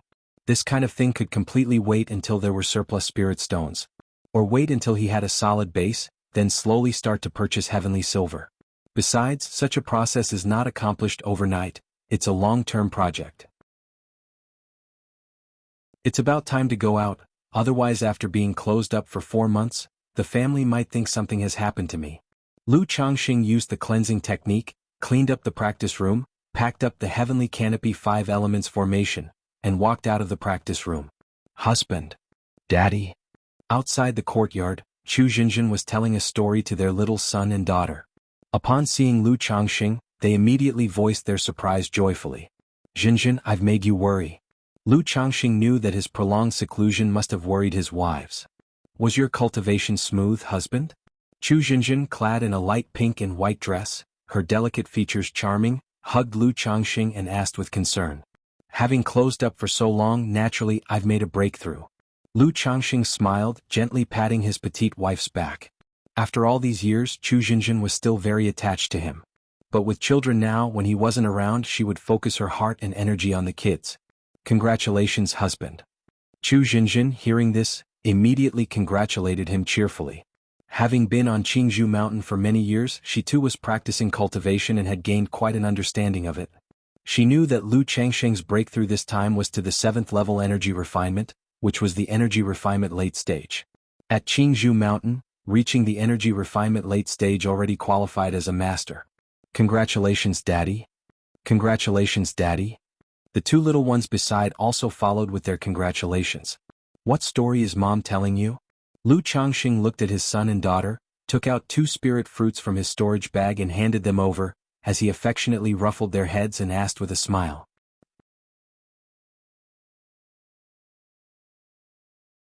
Chapter 349. The Effect of the 7 Luminaries' Heart Lamp, Elder of the 9 Bags. Chu Jinjin had 4 children, and even the youngest was already 6 years old. This made Lu Changxing marvel at how quickly time passed. He still vividly remembered making that 3-year pledge and on the way back, bringing Chu Jinjin home from the dilapidated temple to Qingzhou Mountain. The 2 little ones then prattled on to Lu Changxing with their chirping voices. Following Lu Changxing's emergence from seclusion, his other wives and concubines came to visit one after another with their congratulations, delighted at Lu Changxing's breakthrough to the energy refinement late stage. After reuniting with his wives and family, Lu Miaoyun informed Lu Changxing that the Lu family clan assembly had already concluded. Because he was in seclusion, they did not disturb him.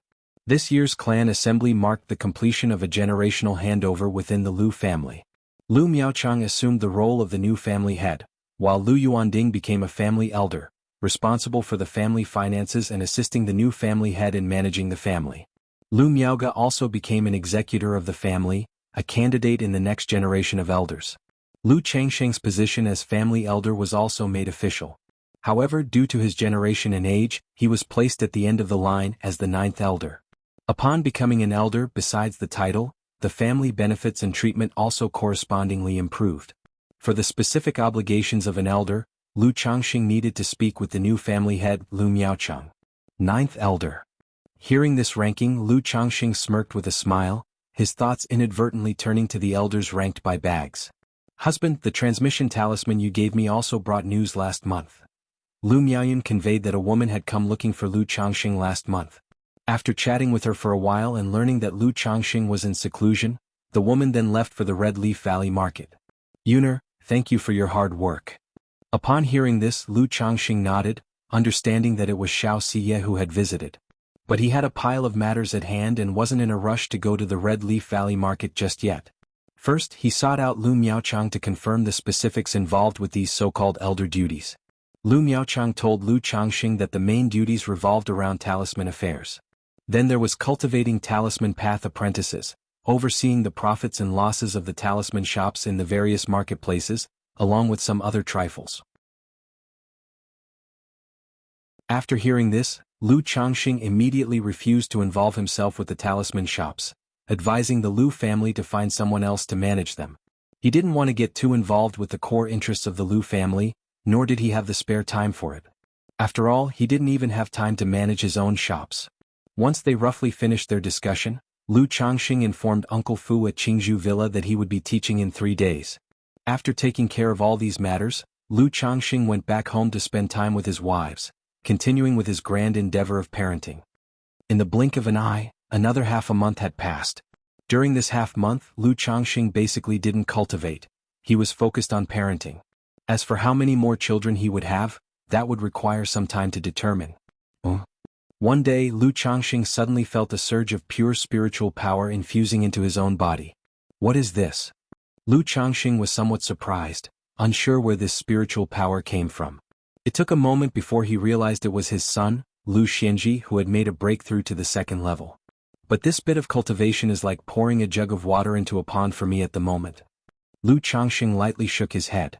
After briefly showing concern for his son, he told his wives that he needed to make a trip to the Red Leaf Valley market. Before heading to the marketplace, Lu Changxing paid a visit to his father-in-law, Lu Yuanding. It wasn't that there was anything in particular. He simply wanted to take his daughter Lu Qingzhu to visit her mother. Since Lu Miaoge spent most of her time in the Red Leaf Valley market, the daughter was typically taken care of either by Lu Miaohuan or Lu Yuanding. Recently, both Lu Qingzhu and Lu Qingshan had been taken there by Lu Yuanding. Father-in-law. Upon reaching Lu Yuanding's residence, Lu Changxing immediately saw him babysitting his grandchildren. His son, Lu Qingshan, was energetically chasing a white goose with a small wooden sword. His daughter, Lu Qingzhu, on the other hand, sat quietly in Lu Yuanding's arms, watching Lu Qingshan chase the goose. Changxing, you've come. Lu Yuanding, holding his little granddaughter, greeted Lu Changxing with a beaming smile. He used to be quite busy, but after relinquishing the position of family head, he gained some leisure time. As for the elder duties, they essentially depended on oneself. If one were willing to delegate authority, it wouldn't be too busy, so he also had the leisure to spend time with the children. Daddy ha! The goose chasing Lu Qingshan, upon spotting his father's arrival, charged over with his little legs and a swing of his sword. Seeing this, Lu Changxing reached out and caught his son by the nape and lifted the mischievous boy. Grandpa, Grandpa, save me! Lu Qingshan immediately called out for his grandfather's help. Daddy. Lu Qingzhu, nestled in Lu Yuanding's arms, stared at Lu Changxing, as if she took a moment to recognize her father, causing him a twinge of shame. After all, children of her age had a limited memory, and he hadn't been around much. Father-in-law, I'm planning to go to the Red Leaf Valley market, so I wanted to take Qingzhu to see Miaoge. Lu Changxing set his son down and explained his intentions. Alright, Changxing, I know you're busy now, but if you can, do try to spend more time with Miaoge and Huaner, Lu Yuanding said, nodding. Changxing understands. After chatting with Lu Yuanding for a while, Lu Changxing picked up his daughter. Looking at her little chubby, pale and tender face, he couldn't help but give her 2 kisses and said, Qingzhu, let's go, we're going to see your mother. Every time he saw his daughter's little face, he couldn't resist kissing her. Daddy, I also want to go see Auntie. Hearing this, his son Lu Qingshan also shouted loudly. He was very fond of his aunt Lu Miaoge, because every time she would buy him delicious treats and fun toys. Lu Changxing glanced at his son. To be honest, he was rather reluctant to take this son out.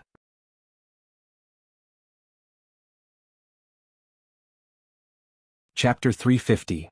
The Effect of the Seven Luminaries Heart Lamp, Elder of the Nine Bags. The problem is that this son is too lively and always needs to be watched over. Unlike his daughter Lu Qingzhu, who is usually quiet and well-behaved, not causing any fuss, very clever. Alright, since you want to go, let's go together. Thinking that he rarely spent time with the child, Lu Changxing still nodded in agreement. Seeing that Lu Changxing intended to take both children, Lu Yuanding also mentioned that he just happened to be visiting the Red Leaf Valley Market and would accompany Lu Changxing. Although the Red Leaf Valley Market was relatively close, he was still somewhat worried about the two children who were not yet 4 years old, being taken out by Lu Changxing alone. Hearing this, Lu Changxing naturally couldn't say anything. With Lu Yuanding there, at least someone would help look after the children, saving him from a headache. Soon after, the two men each carried a child and rode the Iron Feather Eagle to the Red Leaf Valley Market. Half a day later, the two arrived at the Red Leaf Valley Market. The Red Leaf Valley Market now had a much larger crowd than before. Lu Yuanding told Lu Changxing that the 4 big families planned to hold an auction every year starting next year, to attract more loose cultivators. He also hoped that by then, Lu Changxing could bring out some top-quality supreme talismans for the auction. An auction good, Lu Changxing nodded upon hearing the news. Now that the Red Leaf Valley had been open for 3 years, the flow of people had reached a small bottleneck. To attract cultivators to come, naturally something had to be offered. Otherwise, with a security guarantee like Red Leaf Valley Markets being average, and lacking big shops from the Qingyun Commerce Guild or Myriad Treasures Pavilion to settle in, the appeal was indeed limited. As the two talked and walked, they arrived at the Lu family's spiritual talisman shop of Qingzhou. Dad, Changxing. Lu Miaoge smiled when she saw Lu Changxing and Lu Yuanding arrive, carrying the two children.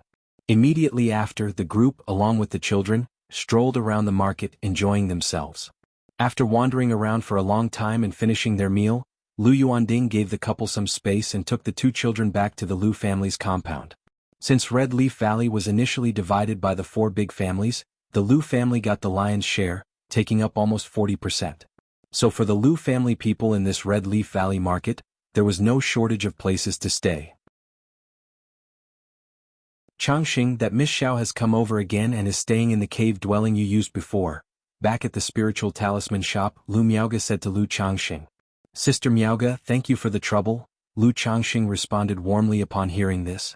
Having stayed in the Red Leaf Valley Market for half a year previously, Xiao Xia was already known to Lu Miaoge. Furthermore, with Lu Miaoge's intelligence, she surely realized that the relationship between the two was not simply about cultivation. Changxing, has Miss Xiao successfully reached Foundation Establishment? Lu Miaoge inquired. From some information previously mentioned by Lu Changxing, she knew about Xiao Xia's attempt at Foundation Establishment. But Xiao Xia was reticent in nature, and since Lu Miaoge was not one to talk much either, even if they had interacted they did not really chat. Yes, she has successfully reached Foundation Establishment, but she still needs some of my help for her subsequent cultivation, which is why she has come over again, Lu Changxing explained. Foundation Establishment. Lu Miaoge's face showed a trace of envy and yearning upon hearing of Xiao Xia's successful Foundation Establishment. As a child of a cultivating family, raised from an early age to aim for Foundation Establishment, achieving it was the dream of all of them. However, most of them gradually realized that Foundation Establishment was too far out of reach.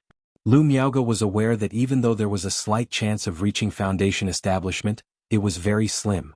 Sister Miaoge, I have a gift for you. Lu Changxing, seeing the expression in Lu Miaoge's eyes, knew well how her heart was set on cultivation and dreamt of breaking through to Foundation Establishment one day. He then took out a porcelain bottle from his storage bag. A gift? Lu Miaoge said with a smile as she took the porcelain bottle to examine it. Is this 3 Suns elixir? Looking at the elixir inside the bottle, Lu Miaoge showed a look of surprise and doubt. That's right, it is indeed the 3 Suns elixir, also known as the Minor Foundation Establishment elixir. Sister Miaoge, taking this 3 Suns elixir should allow you to break through directly from the 8th level of energy refinement to the 9th level, Lu Changxing said with a smile. He had also prepared a Foundation Establishment elixir for Lu Miaoge, so there was no need to wait until qi refinement reached perfection before taking this elixir. Taking it now would yield the same effect.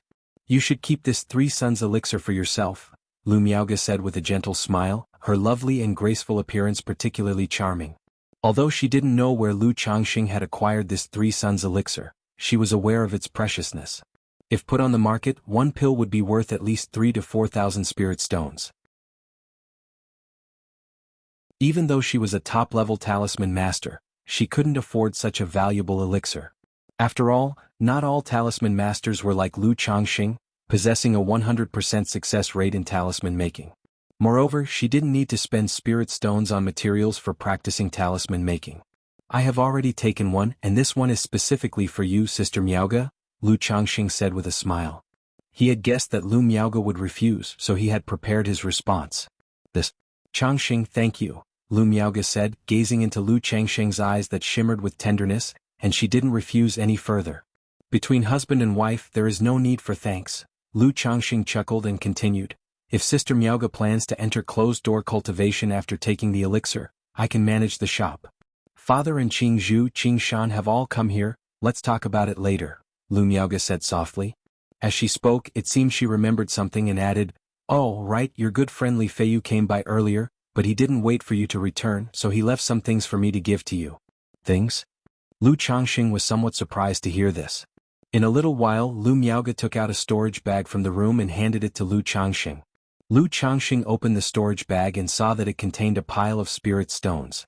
Almost 200 spirit stones. There was also a letter. He opened the letter to read it. Sigh. After reading the letter, Lu Changxing let out a light breath. The letter was a farewell. It mentioned that he had made arrangements with someone to head to Azure Phoenix Immortal City, so he wouldn't wait any longer for Lu Changxing. They would catch up and chat some other time. The 200 spirit stones were his current spare stones, so he wanted to pay back a portion first. As for the remaining spirit stones, he would repay them after coming back from Azure Phoenix Immortal City next time. He also told Lu Changxing not to worry as he would return when he had time. Then, the letter mentioned some trivial matters and his own insights into the cultivation world. Feiyu is still the same old Feiyu, not willing to owe even a little? Lu Changxing sighed and shook his head. He wasn't in need of these 200 spirit stones at all right now. But these 200 spirit stones were probably all that Li Feiyu could offer at the moment. Changxing. Lu Miaoge also knew that Li Feiyu was one of Lu Changxing's few close friends. They had come to the Lu family together and shared a deep friendship. I'm fine, just feeling a bit emotional. Lu Changxing shook his head slightly, not hiding the matter of Li Feiyu from his wife. Sometimes, having someone close to talk and confide in could make one feel much better. Since he was harboring many secrets, he would not hide ordinary matters from his wife. Sister Miaoge, it's getting late. After talking for a long time, Lu Changxing, gazing at his wife's soft, beautiful and stunning countenance, suddenly spoke. Immediately he supported his lovely wife's slender shoulder and captured her full, moist, soft lips, extracting sweetness. Let's go to the room. Lu Miaoge didn't expect that while they were having a good conversation, her husband would suddenly turn romantic. Her eyelashes quivered slightly, then her arms encircled her husband's neck and she gasped, speaking in short breaths.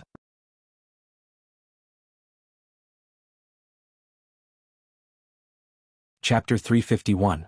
You are all my wings, superior spiritual root. _1. Absence makes the heart grow fonder. After a night of jubilant celebration with Lu Miaoge, Lu Changxing headed to the cave-dwelling area early the next morning. Shiyu, it's me, open the door. Arriving at the entrance of a cave dwelling, Lu Changxing took out the transmission talisman he shared with Xiao Xia. After a short while, the cave dwelling's protective enchantment was lifted. In a moon-white dress, with a countenance both cold and immaculate, Xiao Xia appeared as if she were a fairy from the Moon Palace. Changxing. Upon seeing Lu Changxing, the coldness on her face instantly melted away like ice and snow, revealing a smile. Have you missed me these days? Lu Changxing naturally took hold of Xiao Xia's soft, slippery, slender pale hand with a warm voice. After walking into the cave dwelling, he immediately drew the beauty into his embrace. The familiar rich and refreshing fragrance filled his nostrils, delightfully refreshing to the soul. Even though they were already very intimate, the fact that they hadn't seen each other for half a year and now Lu Changxing was being so affectionate upon their reunion still made Xiao Xia's cheeks flush red. However, his actions and soft words didn't repulse her. On the contrary, they made her heart, which was supposed to be aloof from worldly emotions, tremble. She didn't suppress her feelings, and with slightly trembling beautiful eyes she whispered softly, "I did. Shiyu misses me, and I have also been constantly thinking of Shiyu." Lu Changxing said, holding the warm and fragrant beauty in his embrace, whispering in her ear. Upon hearing this, waves of sweetness surged in Xiao Xia's heart. But she was no naive girl to be easily deceived. Her beautiful eyes rippled like water, and with a charming smile she said, "Humph, sweet talker, with so many wives and concubines at home, you couldn't possibly remember me. Shiyu, are you jealous? You are all my wings, how could I forget you? I've come to see you as soon as I had time." Lu Changxing smiled and said no more on the subject, speaking softly, "Shiyu, let me see how your Tao Foundation is doing." Xiao Xia couldn't help but let out a soft moan from her nose and slowly closed her beautiful eyes. With rustling sounds, her two long and straight legs tensed up. Wrapped in moon-white silk stockings, her snow-white jade feet, with 10 crystal-clear toes, unconsciously curled up. After a long while. Afterwards, Xiao Xia refined the yin-yang energies and solidified her Tao Foundation. She said gently, nestling in Lu Changxing's embrace, "Changxing, I've heard some news inside the sect. Meng Yibai, the grandson of immortal Meng, the one we encountered in the Qingyun market before, he's dead," Xiao Xia revealed. Meng Yibai was not just the grandson of a false core immortal. He was also a core disciple of the Qingyun sect. Even within an immortal sect like Qingyun, Foundation establishment cultivators were extremely precious and considered a central force. Furthermore, Meng Yibai was no ordinary Foundation establishment cultivator. Now fallen outside, his death was no small news within the Qingyun sect. Meng Yibai. Lu Changxing was caressing a ripe and plump softness as full as the full moon, and upon hearing these words, he raised an eyebrow. Xiao Xia must have guessed that he was involved in the news since she had told him about it. He didn't choose to hide it and chuckled lightly. "After I left the marketplace, he inexplicably pursued me intending to kill, so I had no choice but to slay him." Xiao Xia showed no sign of surprise upon hearing this. Just as Lu Changxing had guessed when she heard the news, she had a vague feeling that it concerned him. Especially after understanding the general situation and who Meng Yibai was, she was almost certain that Meng Yibai had died at the hands of Lu Changxing. Although she didn't know how Lu Changxing, who had just broken through to Foundation establishment, managed to kill Meng Yibai, who was in the mid-stages of Foundation establishment, the Yin-Yang 5 Elements Foundation base, and his past performance of slaying the man in the red robe made his image in her heart loom large and grand. She felt that although the event was shocking, it was within reason. After all, the man Xiao Xia fancied was never that simple. "Changxing, although immortal Meng did not bring the investigation to you, I found out she went to Qingyun market to inquire, and it's very possible she will target us. She refrains from questioning me only because she considers my master's position. As far as I know, immortal Meng was very fond of her grandson Meng Yibai and won't let this matter rest. She will continue investigating. I've come down from the mountain in disguise, concealing my identity. You should also be careful in the future." Xiao Xia said softly, still nestled in Lu Changxing's embrace. Having guessed that it was Lu Changxing who committed the act, she naturally went to understand the situation. Knowing that Lady Meng had immediately left the Qingyun sect to investigate after Meng Yibai's death and had gone to Qingyun market, it was possible that she and Lu Changxing could end up on the suspect list. Moreover, cultivators don't always rely on evidence when they take action. Especially when there is a power disparity between the parties, evidence is even less likely to come into play. Being the disciple of a core formation master, she herself was not worried. However, if Lu Changxing were to be targeted, he could face danger and trouble. This was why she revealed the situation to Lu Changxing. "All right, I'll be careful," Lu Changxing said, his eyes narrowing slightly in acknowledgement. True, he had refined the resentful wraith threats, preventing the false core immortal from tracking him down. But the place where he had killed Meng Yibai was not far from Qingyun marketplace. If the Qingyun sect were to investigate, they might be able to uncover some clues. After all, the cultivation world was full of various means, and such matters were unpredictable. "Shiyu, what about the Qingyun sect? How have they reacted to Meng Yibai's death?" Lu Changxing inquired. He wanted to know how the Qingyun sect typically dealt with such situations. "The sect has ordered the punishment hall to investigate," Xiao Xia responded.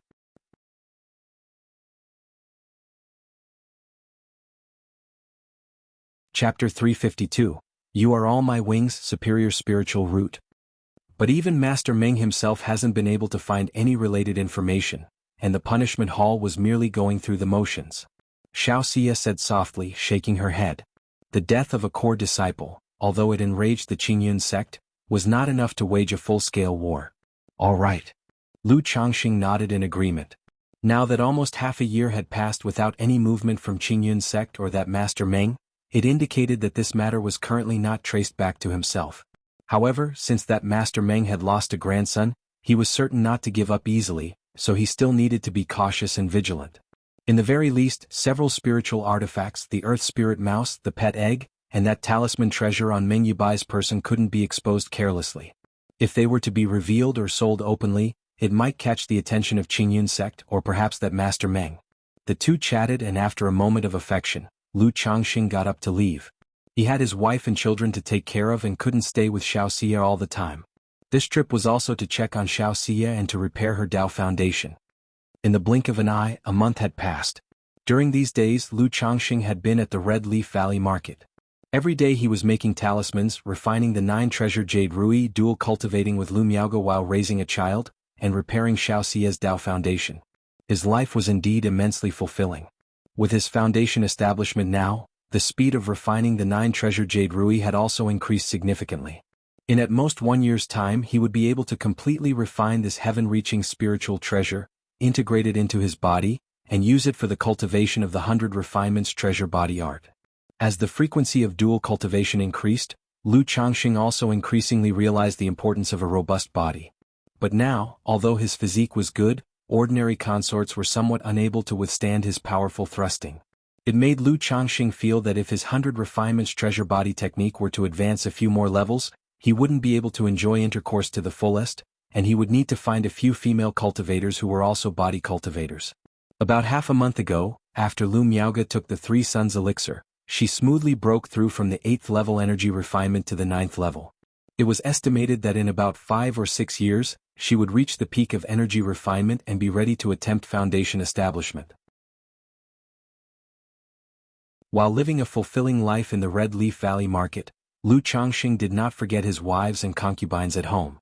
After speaking with Lu Miaoge and Xiao Xia, he returned to Qingzhou Mountain. After all, his main base was still at Qingzhou Mountain.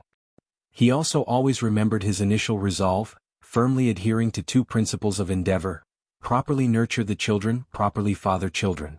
After returning to Qingzhou Mountain, Lu Changxing learned that his efforts over the past half-month had led to his concubine Kuei-Si becoming pregnant. To this, Lu Changxing felt gratified in his heart. After asking after the well-being of his wives and children, he continued with his great endeavor of fathering children. After staying on Qingzhou Mountain for more than half a month and another maid becoming pregnant, Lu Changxing rode the Iron Feather Eagle and headed for Rui Prefecture. One reason was to check on his wives and children. Another was to see the young girl Bai Ling. After all, it had been half a year since they last saw each other. He didn't want the young girl to forget him. Moreover, she could also try to start cultivating now. Upon arriving at Rui Prefecture, Lu Changxing visited his home and then went to see where Bai Ling lived.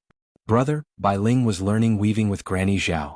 Seeing Lu Changxing arrive, her little face immediately showed a look of delight as she trotted over. She was still dressed in that exquisite white Lucien skirt. But to Lu Changxing, looking at Bai Ling now, he felt that compared to half a year ago she seemed to have gained a certain allure. Though allure was hardly suitable for a 12-year-old girl, it was the feeling that Lu Changxing got.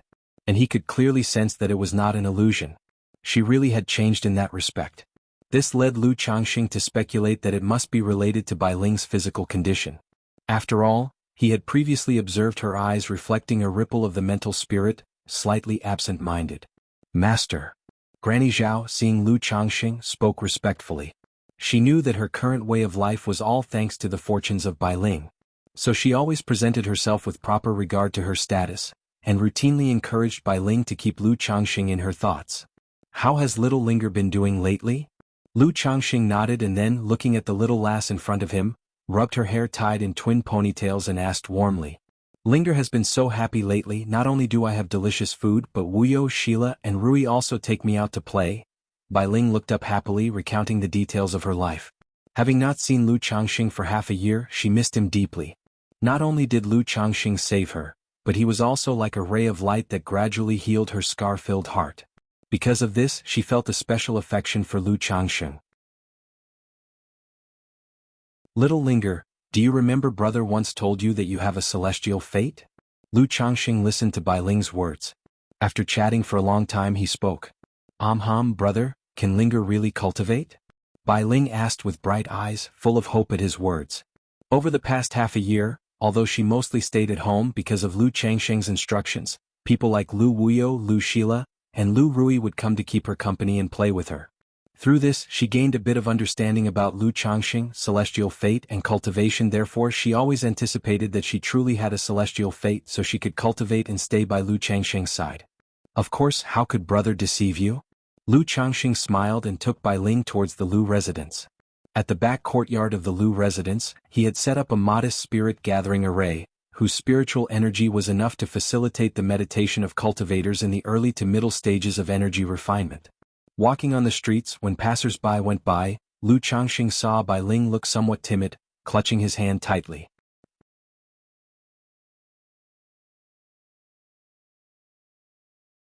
Chapter 353, You Are All My Wings, Superior Spiritual Root. Clearly still suffering from social anxiety, she is shy with strangers. She understood that the other person appeared normal and natural only in front of her. Once she left home and faced strangers, her social anxiety would be triggered again. Lu Changsheng also knew that this was a psychological trauma.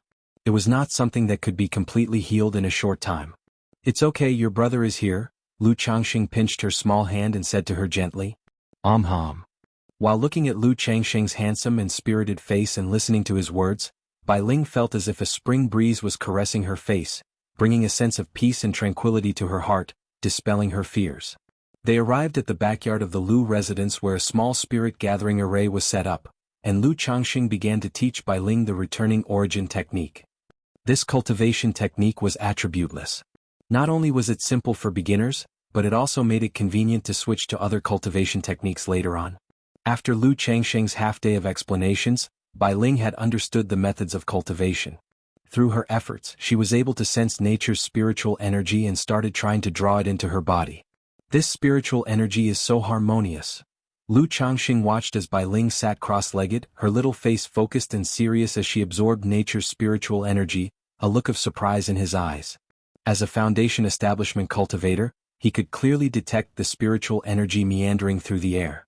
And the speed at which Bai Ling was drawing the spiritual energy into her body was of a very high caliber. He watched over her quietly as she practiced her cultivation.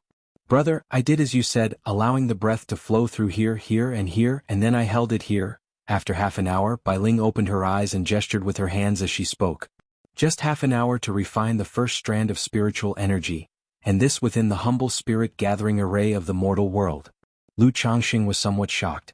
He still remembered that he, with only a 9th-grade spiritual root, had spent an entire night at Qingzhou Villa to cultivate his first strand of spiritual energy.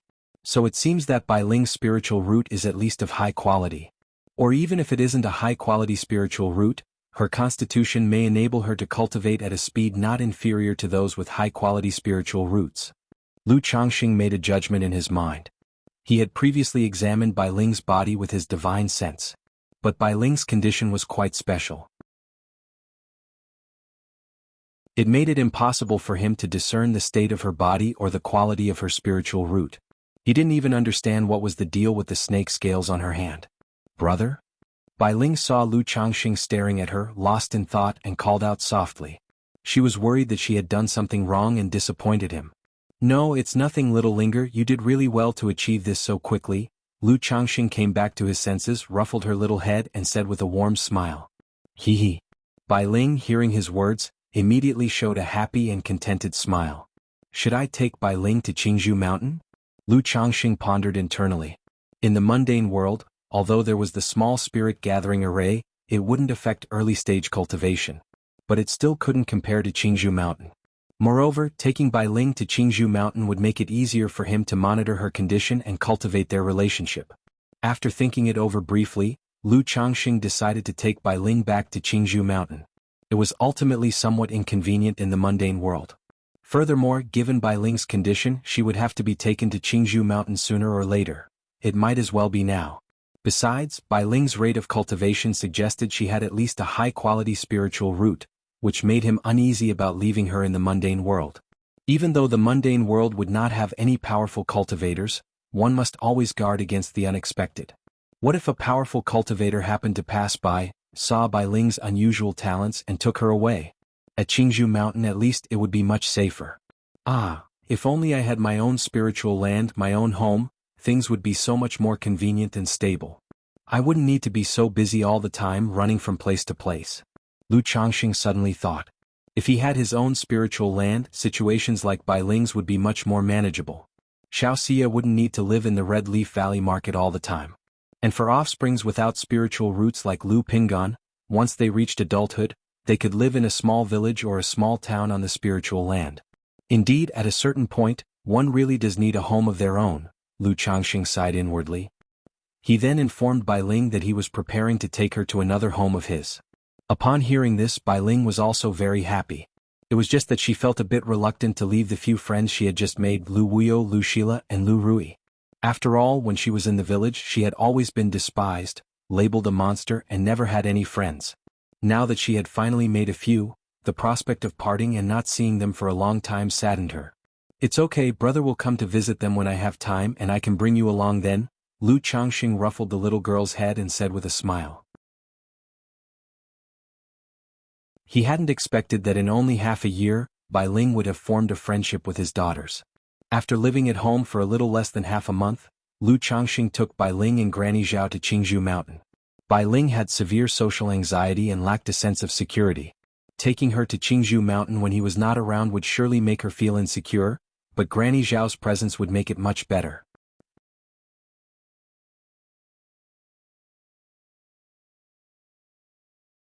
Chapter 354. Changxing, are you willing to join the Qingyan sect? _1. 3 days later, a spirit boat descended outside Qingzhou Mountain. Lu Changxing brought Bai Ling and Granny Zhao into Qingzhou Mountain. Now as an elder of the Lu family, taking 2 people into Qingzhou Valley was naturally a piece of cake. He merely had to explain the situation briefly, no need to register and report as before. Husband, who are these 2?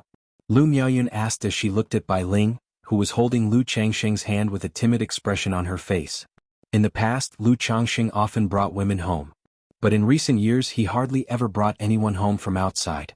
Seeing Bai Ling's demeanor, she even thought it was a daughter Lu Changxing had outside.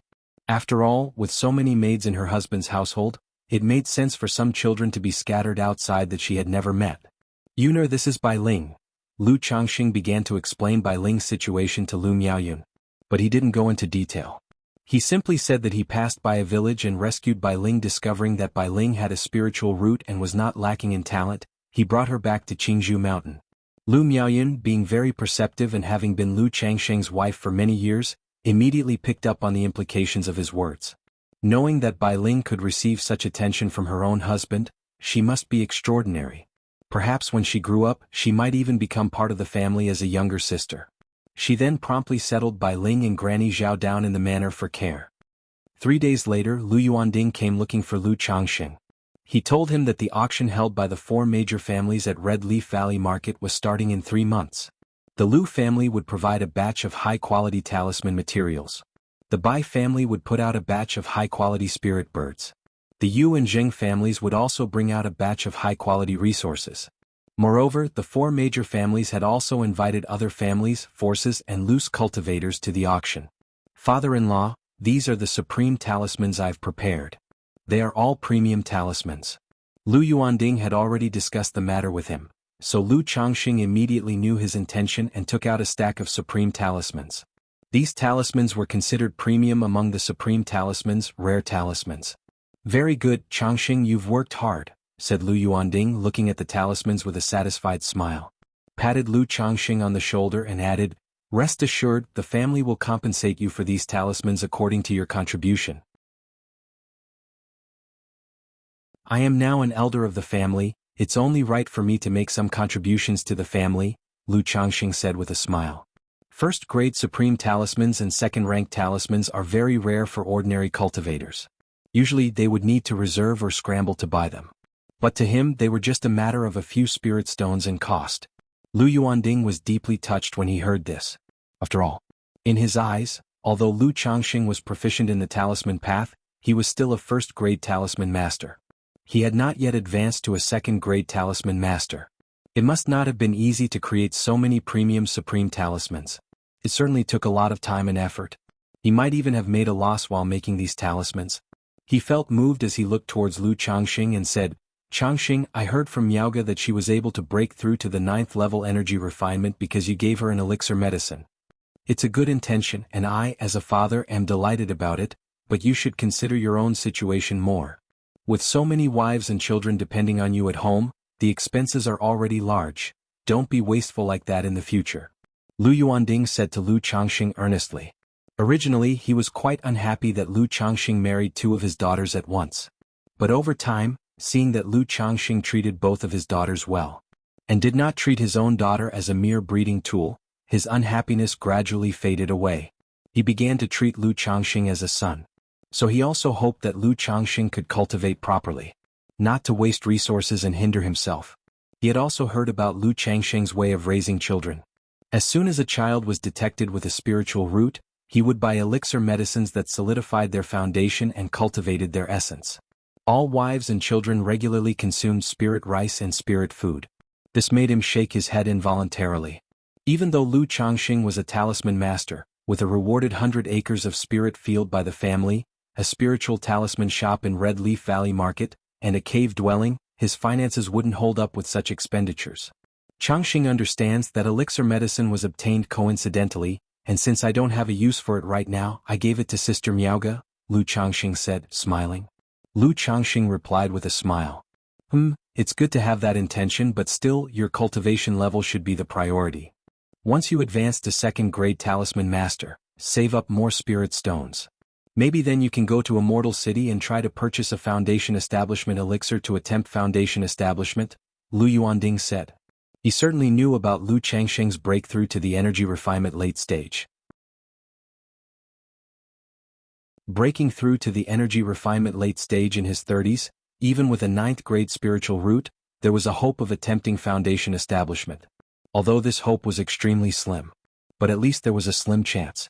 Father-in-law, you know that I'm not a man of great ambition, so I'm not interested in the elusive prospect of foundation establishment. Rather than spending so many spirit stones on a slim chance of foundation establishment, I'd rather spend them on the children. Maybe one of these children will be able to reach foundation establishment in the future. Lu Changxing grinned and said. He naturally knew that Lu Yuanding meant well, trying to comfort him. Spending all the spirit stones on his wives and children would burden himself. But there was no way he could be candid about these matters, so he continued to maintain his stance. "Sai, as long as you're aware of it, that's fine," Lu Yuanding replied, giving up on persuading further.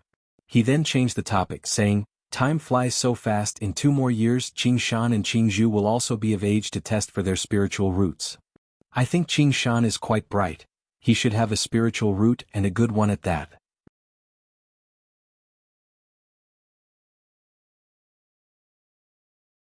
Chapter 355.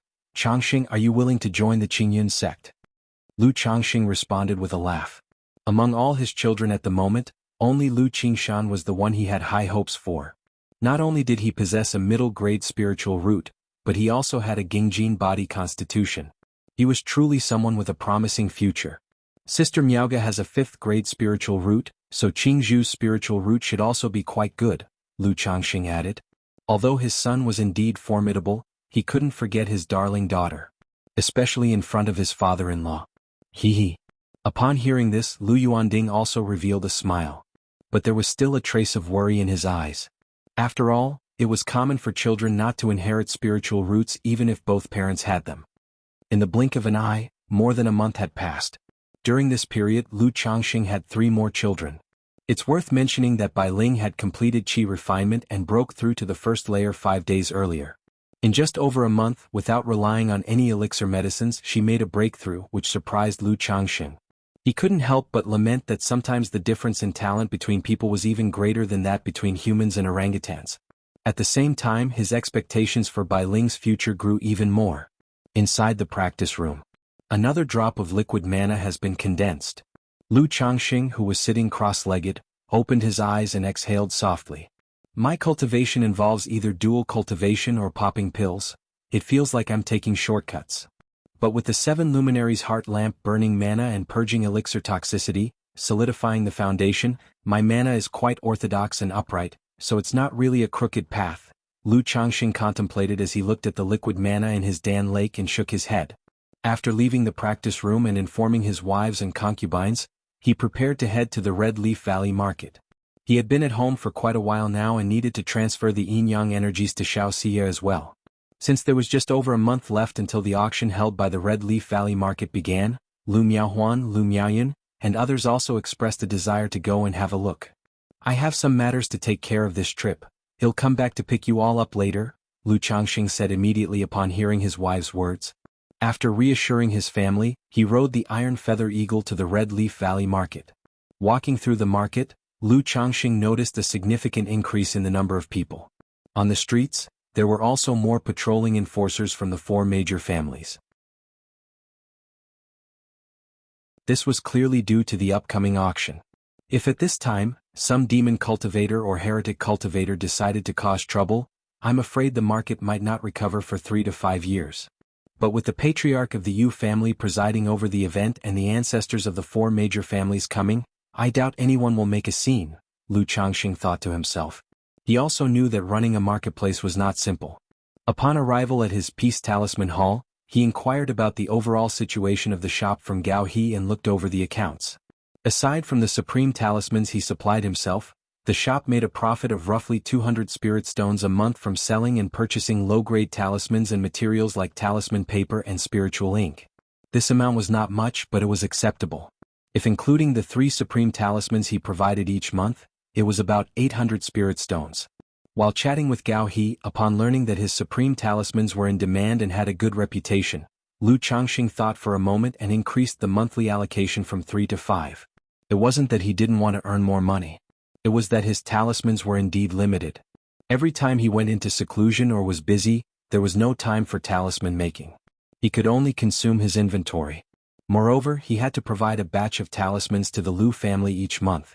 If he supplied his shop with a large quantity of talismans while also providing for the Lu family, it would seem like his success rate in talisman making was too high.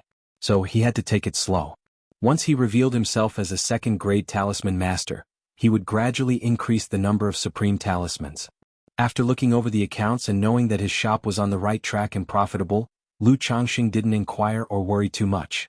He planned to throw his children into the shop in a few years for their own experience. Afterward, Lu Changxing visited the Lu family's spiritual talisman shop, chatted, and dual cultivated with his wife Lu Miaoga to deepen their affection. After spending time with Lu Miaoga, Lu Changxing went to visit Shaoxia in their dwelling. Among all his wives and concubines, it was only with Shaoxia that dual cultivation was most delightful and effective. And with his help of yin-yang energies, Shaoxia's Dao foundation finally showed some improvement. They could see that the cracks and crevices in her Dao foundation were beginning to heal slightly. Lu Changxing and Shaoxia estimated that about 30 more sessions were needed to completely repair the damage. Afterward. Shiyu, in some time the Red Leaf Valley Market is going to hold an auction event. Take these talismans and put them up for auction. Lu Changxing, holding Shaoxia, took out a stack of second-rank talismans from his storage bag. He didn't have many spirit stones, just over 6,000, all of which he had acquired from Meng Yibai. But spirit stones get used up so quickly. With the auction ahead, Lu Changxing planned to use this opportunity to sell a batch of talismans. After all, his second-ranked talismans were not easy to sell in the Red Leaf Valley market. In other large marketplaces, they could only be sold at a discount, definitely not as good as at an auction event. Second-ranked talismans? Shaoxia was surprised to see Lu Changxing take out a stack of about 20 talismans. She then asked, "Changxing, did you draw these talismans yourself, or?" She was aware that Lu Changxing was a talisman master, but she didn't know the extent of his talisman-making skill.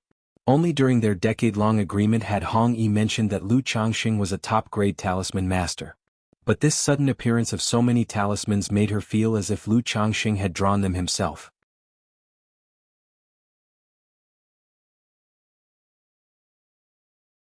Chapter 356, Changxing, are you willing to join the Qingyun sect?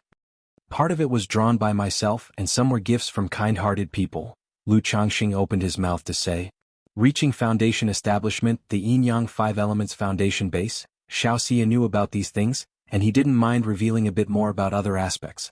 After all, Lu Changxing was not really living off a woman. Since he intended to bring his girl home, it was natural to show some of his own strength and charm. Changxing, your talisman-making skills have reached the 2nd rank?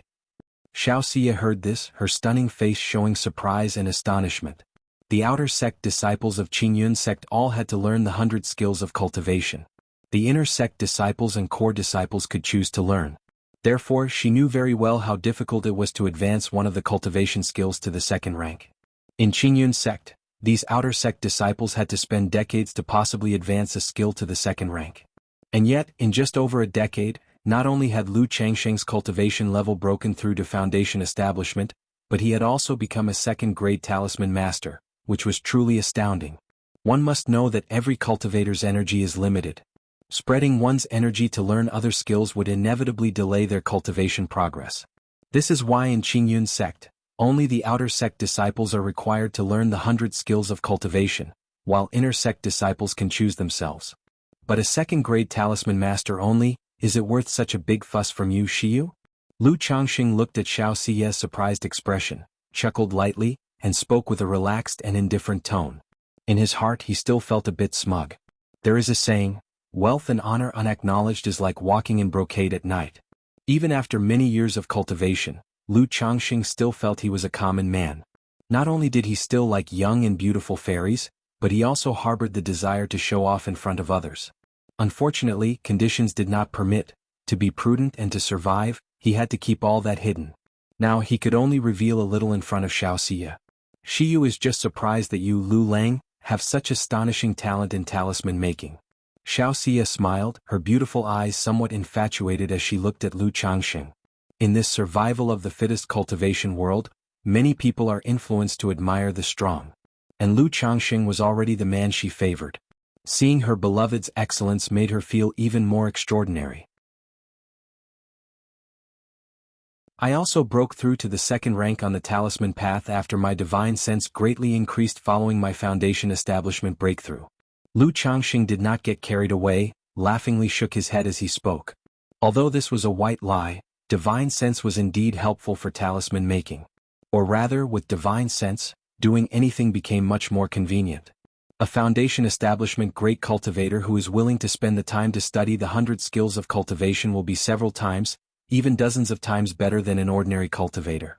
But this also shows your innate talent in this area, Changxing. Xiao Xia's eyes curved like crescent moons as she spoke. After speaking, she seemed to think of something and asked aloud, by the way, Changxing, what are your future plans? Plans? Lu Changxing hadn't expected Xiao Xia to suddenly ask about this matter. He pondered for a moment. I'm not a man of great ambition actually, to have come this far is also because I had some good fortune and opportunities. If I had to say, I plan to find a spiritual vein and establish my own cultivation family once the children are grown. Lu Changxing spoke out loud. Finding a spiritual vein and establishing a family. Xiao Xia heard this and nodded thoughtfully. She also knew that Lu Changxing liked children and had many of them. Planning to establish his own family in the future also made sense. Changxing, to establish a family, you first need a spiritual vein. At present, most of the spiritual lands in Jiang country have been occupied, unless one heads to the Great Dream Marsh, the Myriad Beasts mountain range, or the bitter, cold frontier lands of other countries. Have you considered joining the Qingyun sect? Xiao Xia asked aloud. She had just heard that Lu Changxing possessed the skills of a 2nd-grade talisman master and wanted to invite him to join the Qingyun sect.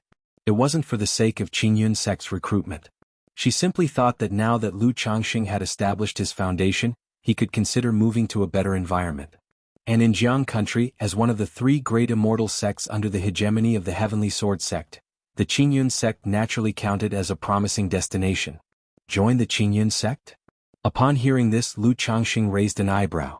That's right, Changxing. With your 2nd-grade talisman master skills, you could enter Qingyun sect through the route of a guest elder position. Moreover, the Qingyun sect has many spiritual vein-blessed lands for rent or sale. As long as you join the Qingyun sect with a certain number of years and contributions, I could also look for an opportunity to request my master to arrange a top-quality spiritual land for you. Xiao Xia spoke softly. To join the Qingyun sect, is 2nd-rank skills all that's required? Lu Changxing asked upon hearing her words. He wasn't averse to joining the Qingyun sect. After all, it was good to lean on a strong tree for shelter. If he were to join the Qingyun sect, having the Qingyun sect as a supportive backdrop would certainly make his actions much more convenient and secure. Previously, at the Qingyun Commerce Guild, he had heard about entering the Qingyun sect through the channel of demonstrating skills. He had not expected Xiao Xie to bring it up as well. Furthermore, her mention of using the Qingyun sect's connections to secure a top-quality spiritual land for himself was particularly enticing. After all, he had previously paid attention to spiritual lands and knew that obtaining a decent spirit vein-blessed land was difficult. Seeking one through affiliation with an immortal sect, renting, or purchasing was a relatively good approach. Of course not, second-rank skills are merely a threshold. Every 3 years, Qingyun sect holds a 100 skills conference. This conference is aimed at recruiting array masters, alchemists, artifact refiners, talisman masters. Anyone who passes the assessment can enter the Qingyun sect to become a guest elder. However, I believe that as long as you, Lu Lang, are willing with your talent in the talisman path, you will certainly pass the assessment when the time comes. Xiao Xie said with a smile. I see. Lu Changxing nodded upon hearing this. He hadn't expected Qingyun sect to recruit talents in this manner. It made him wonder if the recommendation from Qingyun Commerce Guild previously was meant for this 100 skills conference. Speaking of which, I heard before that the Qingyun Commerce Guild can recommend people to join the Qingyun sect. Is it for this 100 skills conference? Lu Changxing inquired. Correct. Although Qingyun sect is open to recruiting talents, it cannot possibly accept just anyone.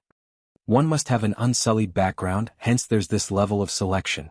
Either become a guest elder under the Qingyun sect's influence and pass multiple assessments, or have a Qingyun sect's elder's recommendation as a guarantee. If you are willing, Lu Lang, I can take care of this recommendation spot for you. Xiao Xie said aloud. There's no rush for this. Currently, it's not appropriate for me to reveal my achievements in the talisman path. And it also isn't convenient to reveal my cultivation level, so if I want to enter the Qingyun sect relying on talisman making, I'll have to wait a few more years. After pondering for a moment, Lu Changxing said as much. MHM. Xiao Xie understood this rationale and nodded with a smile. So far, Lu Changxing had been assisting her, and she wanted to be of help to him as well. Thinking about her preparations before descending the mountain this time, her cheeks blushed slightly.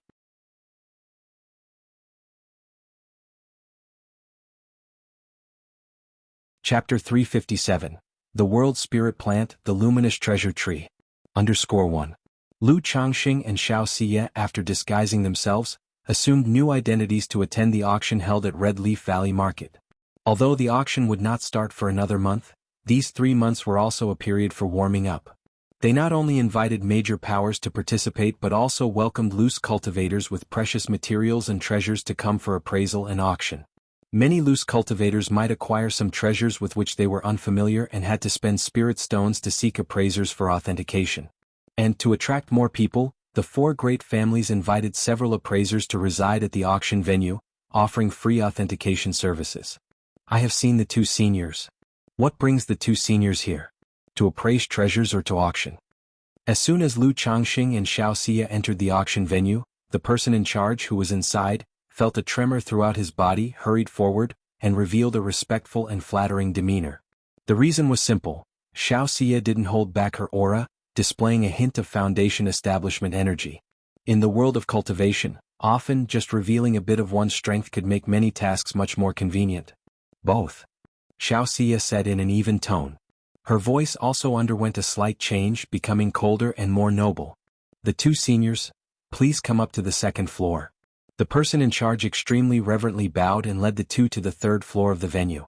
The loose cultivators waiting in line for treasure appraisal, upon seeing this scene, didn't think that the 2 had jumped the queue or that there was anything inappropriate in the behavior of the person in charge.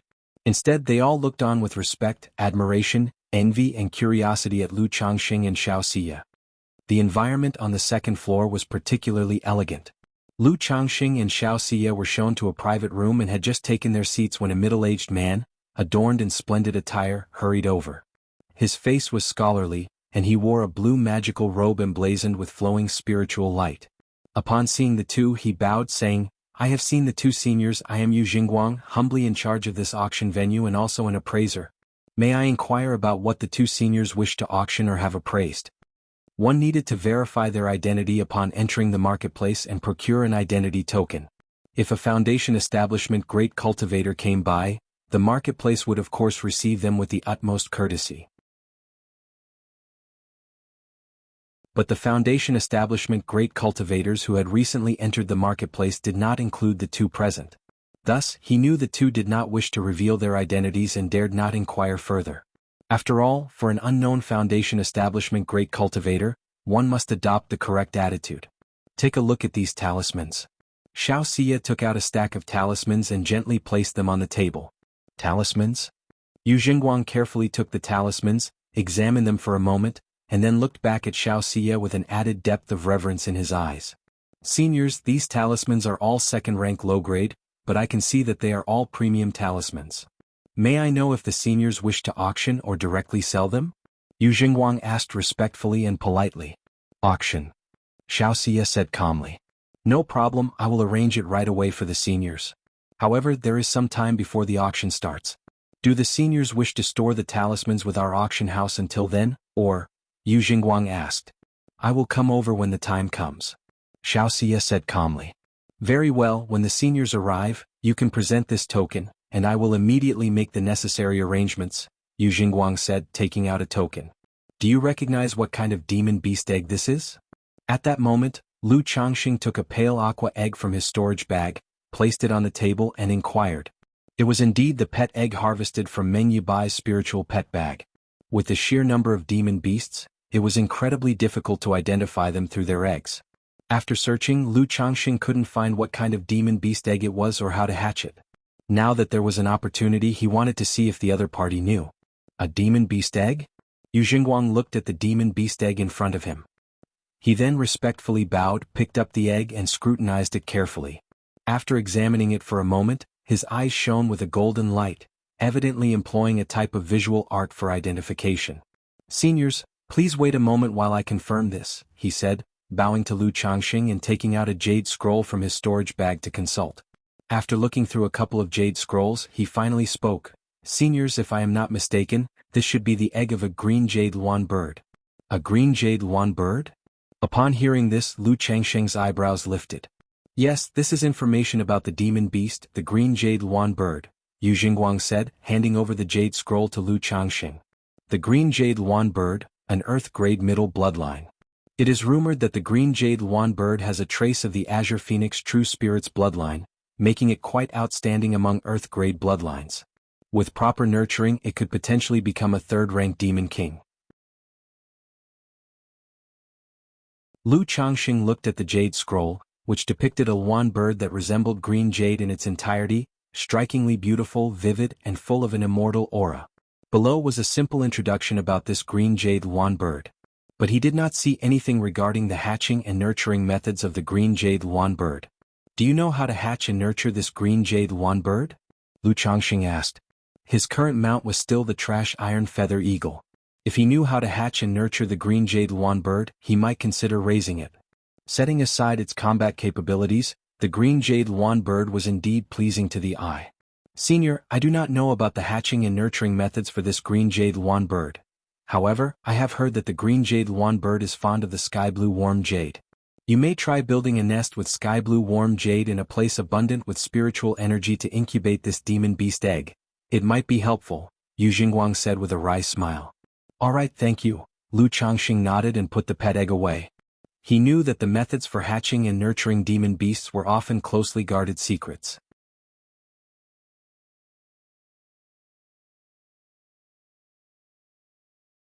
Chapter 358. The World Spirit Plant, the Luminous Treasure Tree. Ordinary cultivators find it difficult to access. Even more so for a green jade luan bird, a demon beast of earth-grade bloodline, the method to hatch and rear one is even more precious. Senior, you are too kind, Yu Jingguang said, looking flattered and surprised. Shortly after, Lu Changxing casually inquired about the good items available at the auction. Facing the inquiry of a foundation establishment great cultivator, Yu Jingguang did not dare to keep anything hidden and shared some information he knew. After listening, Lu Changxing didn't show much interest. After chatting for a while, Lu Changxing and Xiao Xia stood up and left. If the two seniors encounter any issues in the marketplace, or if there are any small matters that require instructions, You can come and find our Yu family. Our Yu family as the host of Red Leaf Valley Market. As Lu Changxing and Xiao Xia were about to leave, Yu Jingguang took out a jade token, offering it with a respectful and polite gesture. All right. Lu Changxing said with a light laugh, accepting the jade token. He naturally understood that the other party wanted to curry favor with both of them and establish a goodwill connection. After Lu Changxing and Xiao Xia left, Yu Jingguang exhaled deeply, saying with a solemn expression, even though that person didn't reveal any cultivation aura, he is very likely also a Foundation Establishment Great Cultivator. Two unknown Foundation Establishment Great Cultivators arriving at the marketplace. I must report this to the ancestors. Shiyu, you might as well keep this jade token. After walking out of the auction, Lu Changxing tossed the jade token to Xiao Xia. He wasn't convenient to show his true identity in the marketplace, nor did he need this jade token. Holding this jade token, Xiao Xia might find it convenient at times. MHM. Xiao Xia tucked away the jade token, then said, Changxing, regarding the hatching and cultivation method for the green jade luan bird, if you need it, I can later check in the sect. There's no hurry for this, look into it when you have time later. Lu Changxing replied casually. At this moment he also realized the benefits of belonging to a sect. Treasures and inherited knowledge that are difficult for ordinary cultivators to obtain are much simpler for disciples of immortal sects. By the way, I obtained this green jade luan bird's egg from Meng Yi Bai. So, if you're going to check this information you might need to be a bit careful. Lu Changxing reminded her. Although the chance of it being problematic was very small, it was still prudent to be a little cautious. After all, being noticed by a false core immortal would indeed be quite troublesome. Okay, I will be careful. Xiao Xia said, nodding slightly when she heard this. Considering they now had the additional identity of Foundation Establishment Great Cultivators, to make things convenient, Lu Changxing and Xiao Xia rented a courtyard in the marketplace. They usually lived like a couple loose from worldly ties, residing in their little courtyard or occasionally strolling through the marketplace. Before long, more than half a month had passed. Does this child have a 7th grade spiritual root? One day Lu Changxing felt a profound and mysterious sensation. He knew it was the birth of a child with a spiritual root. Based on the timing he guessed it should be Yun Chanchan's child in her womb. Thinking of Yun Chanchan, he inevitably thought of his former good friend from Nine Dragons Market, Yu Maoqing. After the previous incident involving the third young master of the Yu family's recruitment efforts, their relationship had also become somewhat strained. Later, without visiting Nine Dragons Market, they lost touch. Only Yun Chanchan occasionally corresponded with Yu Ningrong through letters. With only half a month left before the auction starts, I should head back. Lu Changxing pondered. He had promised his wives that he would take them to the Red Leaf Valley Market to see the auction. Plus, he also needed to return and hold lessons for the Lu family disciples. He informed Xiao Xia and Lu Miaoge about this, and then Lu Changxing set out for Qingzhou Mountain on his mount. Elder 9. Master Lu. Brother Changxing, brother-in-law Changxing. Upon returning to Qingzhou Mountain, many of the Lu family members greeted Lu Changxing and paid their respects as he passed by. In the face of this, Lu Changxing still smiled amiably and nodded politely in return, without any air of superiority as an elder. After telling Uncle Fu about the teaching arrangements, Lu Changxing returned to his own home. Upon learning of Yun Chanchan giving birth to a baby girl, Lu Changxing also went to show his concern and visit. Although nowadays with so many children he had become much more detached in this regard, he still fulfilled the basic duties of a husband and father. After staying at home for 10 days and handling some various household matters, Lu Changxing piloted the spirit boat, taking Lu Miaohuan, Lu Miaoyun, and Chu Jinjin to Red Leaf Valley Market. Now, as an elder of the Lu family, piloting a spirit boat wasn't conspicuous. Miaoqing, what are you doing here? Upon reaching the entrance to Red Leaf Valley Market, Lu Changxing saw a familiar patrol member and called out in greeting.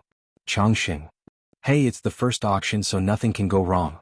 That's why the family arranged for me to maintain order, Lu Miaoqing said casually, perking up instantly upon seeing Lu Changxing and spoke.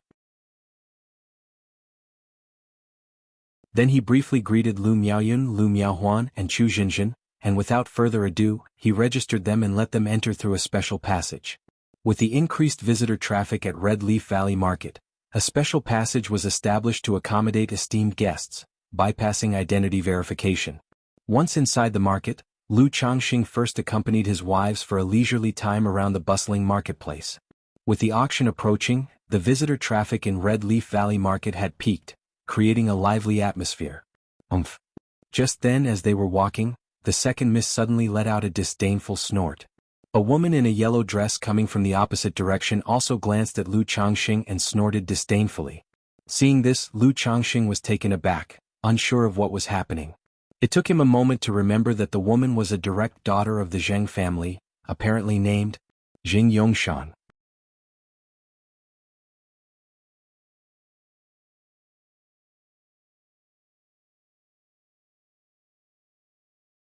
Moreover, the paper talismans produced by the Lu family and their spirit ink had a good reputation. Congratulations to the host, the number of offspring with spiritual roots has reached 30, granting a lottery draw opportunity. Just then, a profound vibration accompanied by the system notification sound arose. Lu Changxing knew that another child with a spiritual root had been born in his family. But after so many lottery draws, he was now undisturbed by such notifications and continued with the inspection with everyone else. After the inspection, Lu Changxing returned to his quiet room and whispered, "System, draw the lottery." Immediately, the familiar lottery wheel emerged before his eyes. "Start the draw." With a small nudge from his mental spirit, a golden light quickly spun on the lottery wheel. Soon the light stopped on treasure. Ding. Congratulations to the host for obtaining the luminous treasure tree. The reward has been dispatched to the system space. The host may check it at any time. Luminous treasure tree? A celestial spirit plant? Lu Changxing raised an eyebrow as he looked at the reward he had drawn. He had previously thought that he would only find spirit plants in the pet section when he drew the six-winged golden silkworm. That's right. Some plants and spirit plants can turn into demons, but that's not true for all plants. Lu Changxing chuckled lightly. Without dwelling on these details, he shifted his focus to the introduction of the luminous treasure tree in the system space. Spirit plant, luminous treasure tree. Rank, 3rd grade. Description: the luminous treasure tree every 30 years will condense luminous sweet dew from its roots. The dew, when used to wipe the eyes, can clarify vision and enhance the effectiveness of spiritual eye techniques and divine skills. Luminous treasure tree luminous sweet dew clarifies vision and enhances spiritual eye techniques and divine skills. Lu Changxing, perusing the introduction of the luminous treasure tree in the system space, showed a pleased expression. In the cultivation world, naturally occurring treasures that could amplify a cultivator's personal abilities and enhance techniques and divine skills were exceedingly rare and precious. And for most cultivators, a talented eye was in high demand. For example, to inspect another person's cultivation level and strength, to navigate secret realms and formations, or to appraise treasures, one required capable spiritual eye techniques. This luminous treasure tree, capable of steadily producing luminous sweet dew beneficial to such techniques, could truly be called a money tree. However, this luminous treasure tree only condenses luminous sweet dew once every 30 years, which is too long a time. Moreover, such a 3rd-rank spirit plant would need to be planted at least on a 2nd-grade spirit vein.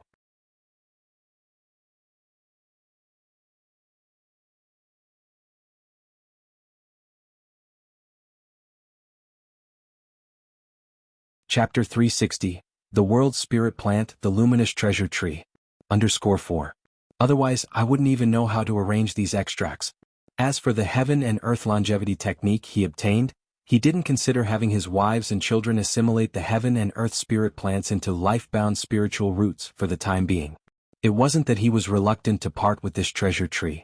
In the heaven and earth longevity technique, after the heaven and earth spirit plants are refined into life-bound spiritual roots, they continue to grow just as before. Even the cultivator could gain some of the mysterious divine skills of the heaven and earth spirit plants. But he even had to consider whether to plant it in the Lu family. How could he use this treasure tree just for his wife to cultivate the heaven and earth longevity technique? Dusk fell. Lu Changxing arrived at Xiao Xie's courtyard. After all, tomorrow he was to attend the auction with his 4 wives. Unable to accompany Xiao Xie, he also had to trouble her to help with the auction. The next day, Lu Changxing, accompanied by his 4 wives, along with Lu Yuanzhong, Lu Yuanding and others, headed to the Red Leaf Valley auction venue. To enter the auction there were naturally certain requirements. One either needed to have a certain status or verify their financial ability. But as one of the hosts, the Lu family naturally arranged a special VIP area.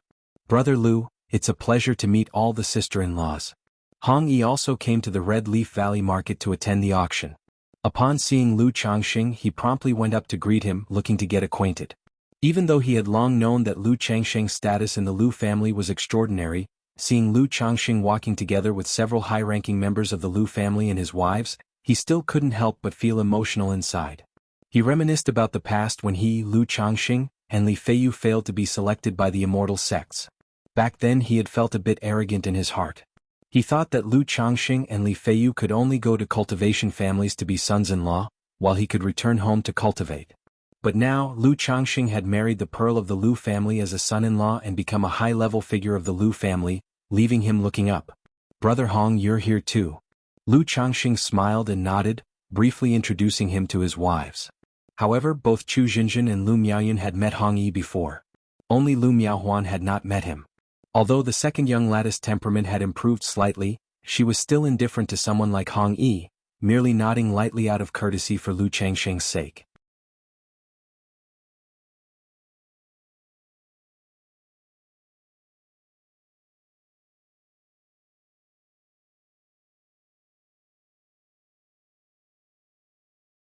Chapter 361. True Yang 5-Element Sword, Everyone is a Robber Cultivator. _1. As Lu Changxing lost himself in thought, the auction officially began. The first item up for auction at this auction is a breakthrough elixir. This breakthrough elixir is used for overcoming the mid-stage bottlenecks of energy refining cultivators and is suitable for practitioners of various cultivation techniques. Today we are auctioning off 10 pills with starting bids at 100 lower-grade spirit stones each. A graceful maid walked up, carrying a tray as Yu Ningjuan picked up a porcelain bottle to begin the introduction. Many present already knew the effects of this breakthrough elixir. But he still gave a very detailed introduction. He explained the ingredients, effects, circumstances, and even identified the alchemist who concocted it. And he did so smoothly and without awkwardness, with humor and wit. Breakthrough elixir. I didn't expect the first item to be a breakthrough elixir. I wonder if there will be any high-grade breakthrough elixirs later on. Many cultivators in the venue were excited, not expecting such good items from the start. Breakthrough elixirs like these are considered cure-all remedies. Practically every cultivator and family power has a need for them, for use by their younger generations. 110 spirit stones. 120. 150. Voices continuously called out bids. But these bidders were well aware not to exceed the market price. In no time the 10 breakthrough elixirs were fiercely claimed. First-grade premium defense talisman, the Golden Light Bodyguard Charm, can withstand the full-force strike of an energy-refining cultivator at the perfection stage. First-grade lifespan extension pill, capable of extending life by 5 to 10 years, although such pills from the same grade will only be effective with the first pill taken.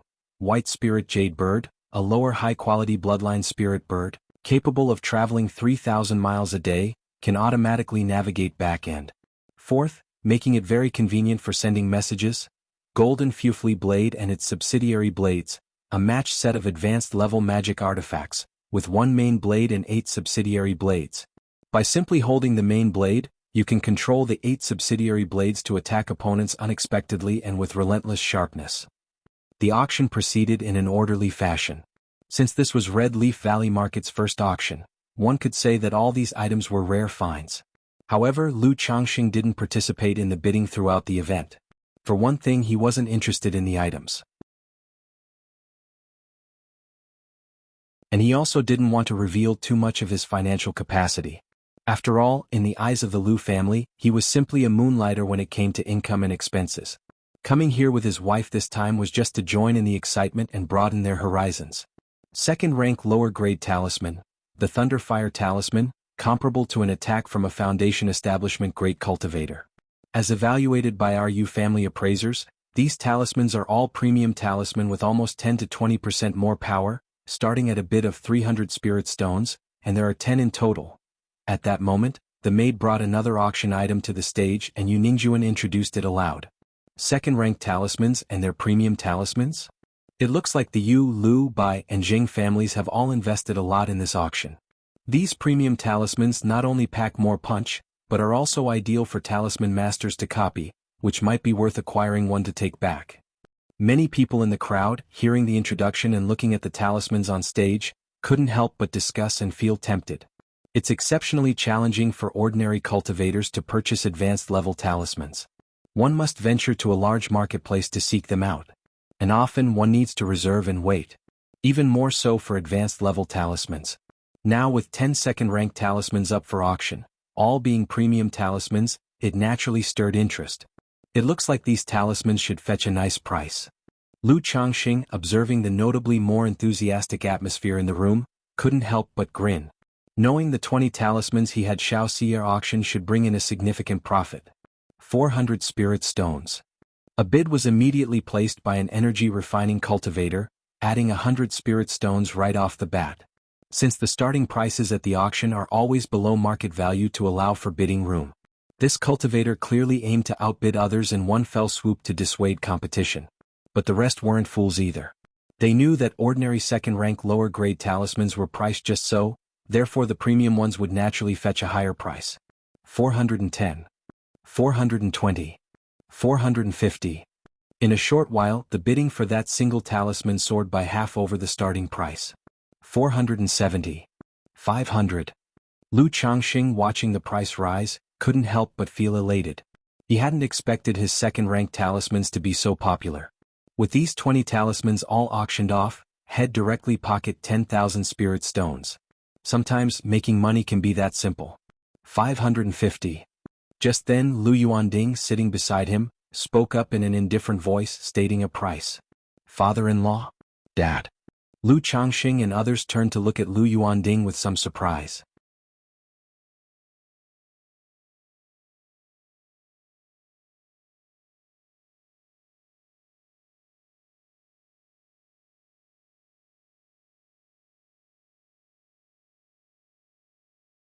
He remembered that some items for auction had been announced earlier in the venue. However, he had not looked closely. If there were no other fine spiritual birds later on, he thought the black-winged eagle seemed acceptable and could make do. There seems to be another black-winged eagle later on in the late first grade. Lu Yuanding replied upon hearing this. Then he turned to Lu Changxing to inquire, "What, you want to buy a spiritual bird? I often run back and forth and I feel it would be more convenient to have a better flying mount." Lu Changxing nodded and spoke truthfully. "Changxing, there's no need to waste money in this regard. The iron feather eagle is already considered a decent flying mount. This golden-crowned crane and black-winged eagle, although faster than the iron feather eagle, aren't significantly faster. It would not only be a waste of spirit stones, but the cost of upkeep is also much higher than that of the iron feather eagle. Just for the sake of travel, it's not worth wasting this money." Lu Yuanding spoke out, persuading Lu Changxing not to waste money. The iron feather eagle was a flying mount the Lu family got through their cooperation with the Bai family. Not only was it affordable, but it was also good in terms of flying speed and daily expenses, making it the first choice for value for money. All right. Upon hearing this, Lu Changxing thought it over and decided to give up on changing his flying mount. He disdained the iron feather eagle, not for its slow speed but because every time it encountered an enemy, it would tremble with fear. Yet, given his own situation, the black-winged eagle would tremble just as much if he encountered a foundation establishment cultivator. If he ran into a minor qi refinement practitioner, he could annihilate them single-handedly without needing to worry about his mount. It seems I need to go all out in one step, otherwise the late first-grade black-winged eagle doesn't mean much to me. And spending thousands of spirit stones on a flying mount would make me seem too extravagant. Lu Changxing mused to himself. After watching the auction for so long, he also felt his usual spending seemed a bit high. Or rather, spirit stones came too easily to him, leading to a habit of spending lavishly. In this auction, items worth over 1,000 spirit stones were already considered very expensive.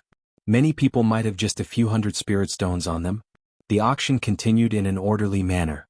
Talismans, elixir medicines, magic artifacts, spiritual beasts, secret techniques, cultivation legacies, and more all appeared. The remaining 10 second-rank talismans that Xiaoxia had consigned were also auctioned during this time. But seeing that Lu Yuanding was ready to bid again, Lu Changxing proactively made a bid himself. After all, as a talisman master, bidding for a talisman in such a situation was also justifiable. He also didn't have the heart to let Lu Yuanding spend more on his account. Over 500 spirit stones was not a small expense for Lu Yuanding either. As time ticked by, the auction finally came to a climax. Next, we come to the last and final highlight of this auction. I'm sure all the guests here have been eagerly awaiting this. Ningjuan spoke solemnly, causing everyone in the venue to perk up. Many came just for these climax auction items. Soon, maids holding trays covered with red cloth appeared on stage. Our first climactic auction item is a Foundation Establishment Spirit Object, the Earth Fire Spiritual Liquid. Helpful for dealing with the mana barrier among the 3 obstacles of Foundation Establishment, especially for cultivators with a fire attribute technique. The starting price is 1,500 spirit stones. Ningjuan lifted the red silk from the first tray, revealing a crystal-clear glass bottle on a white jade tray. Through the glass bottle, one could see a flowing red liquid inside. Foundation Establishment Spirit Object. Earth Fire Spiritual Liquid.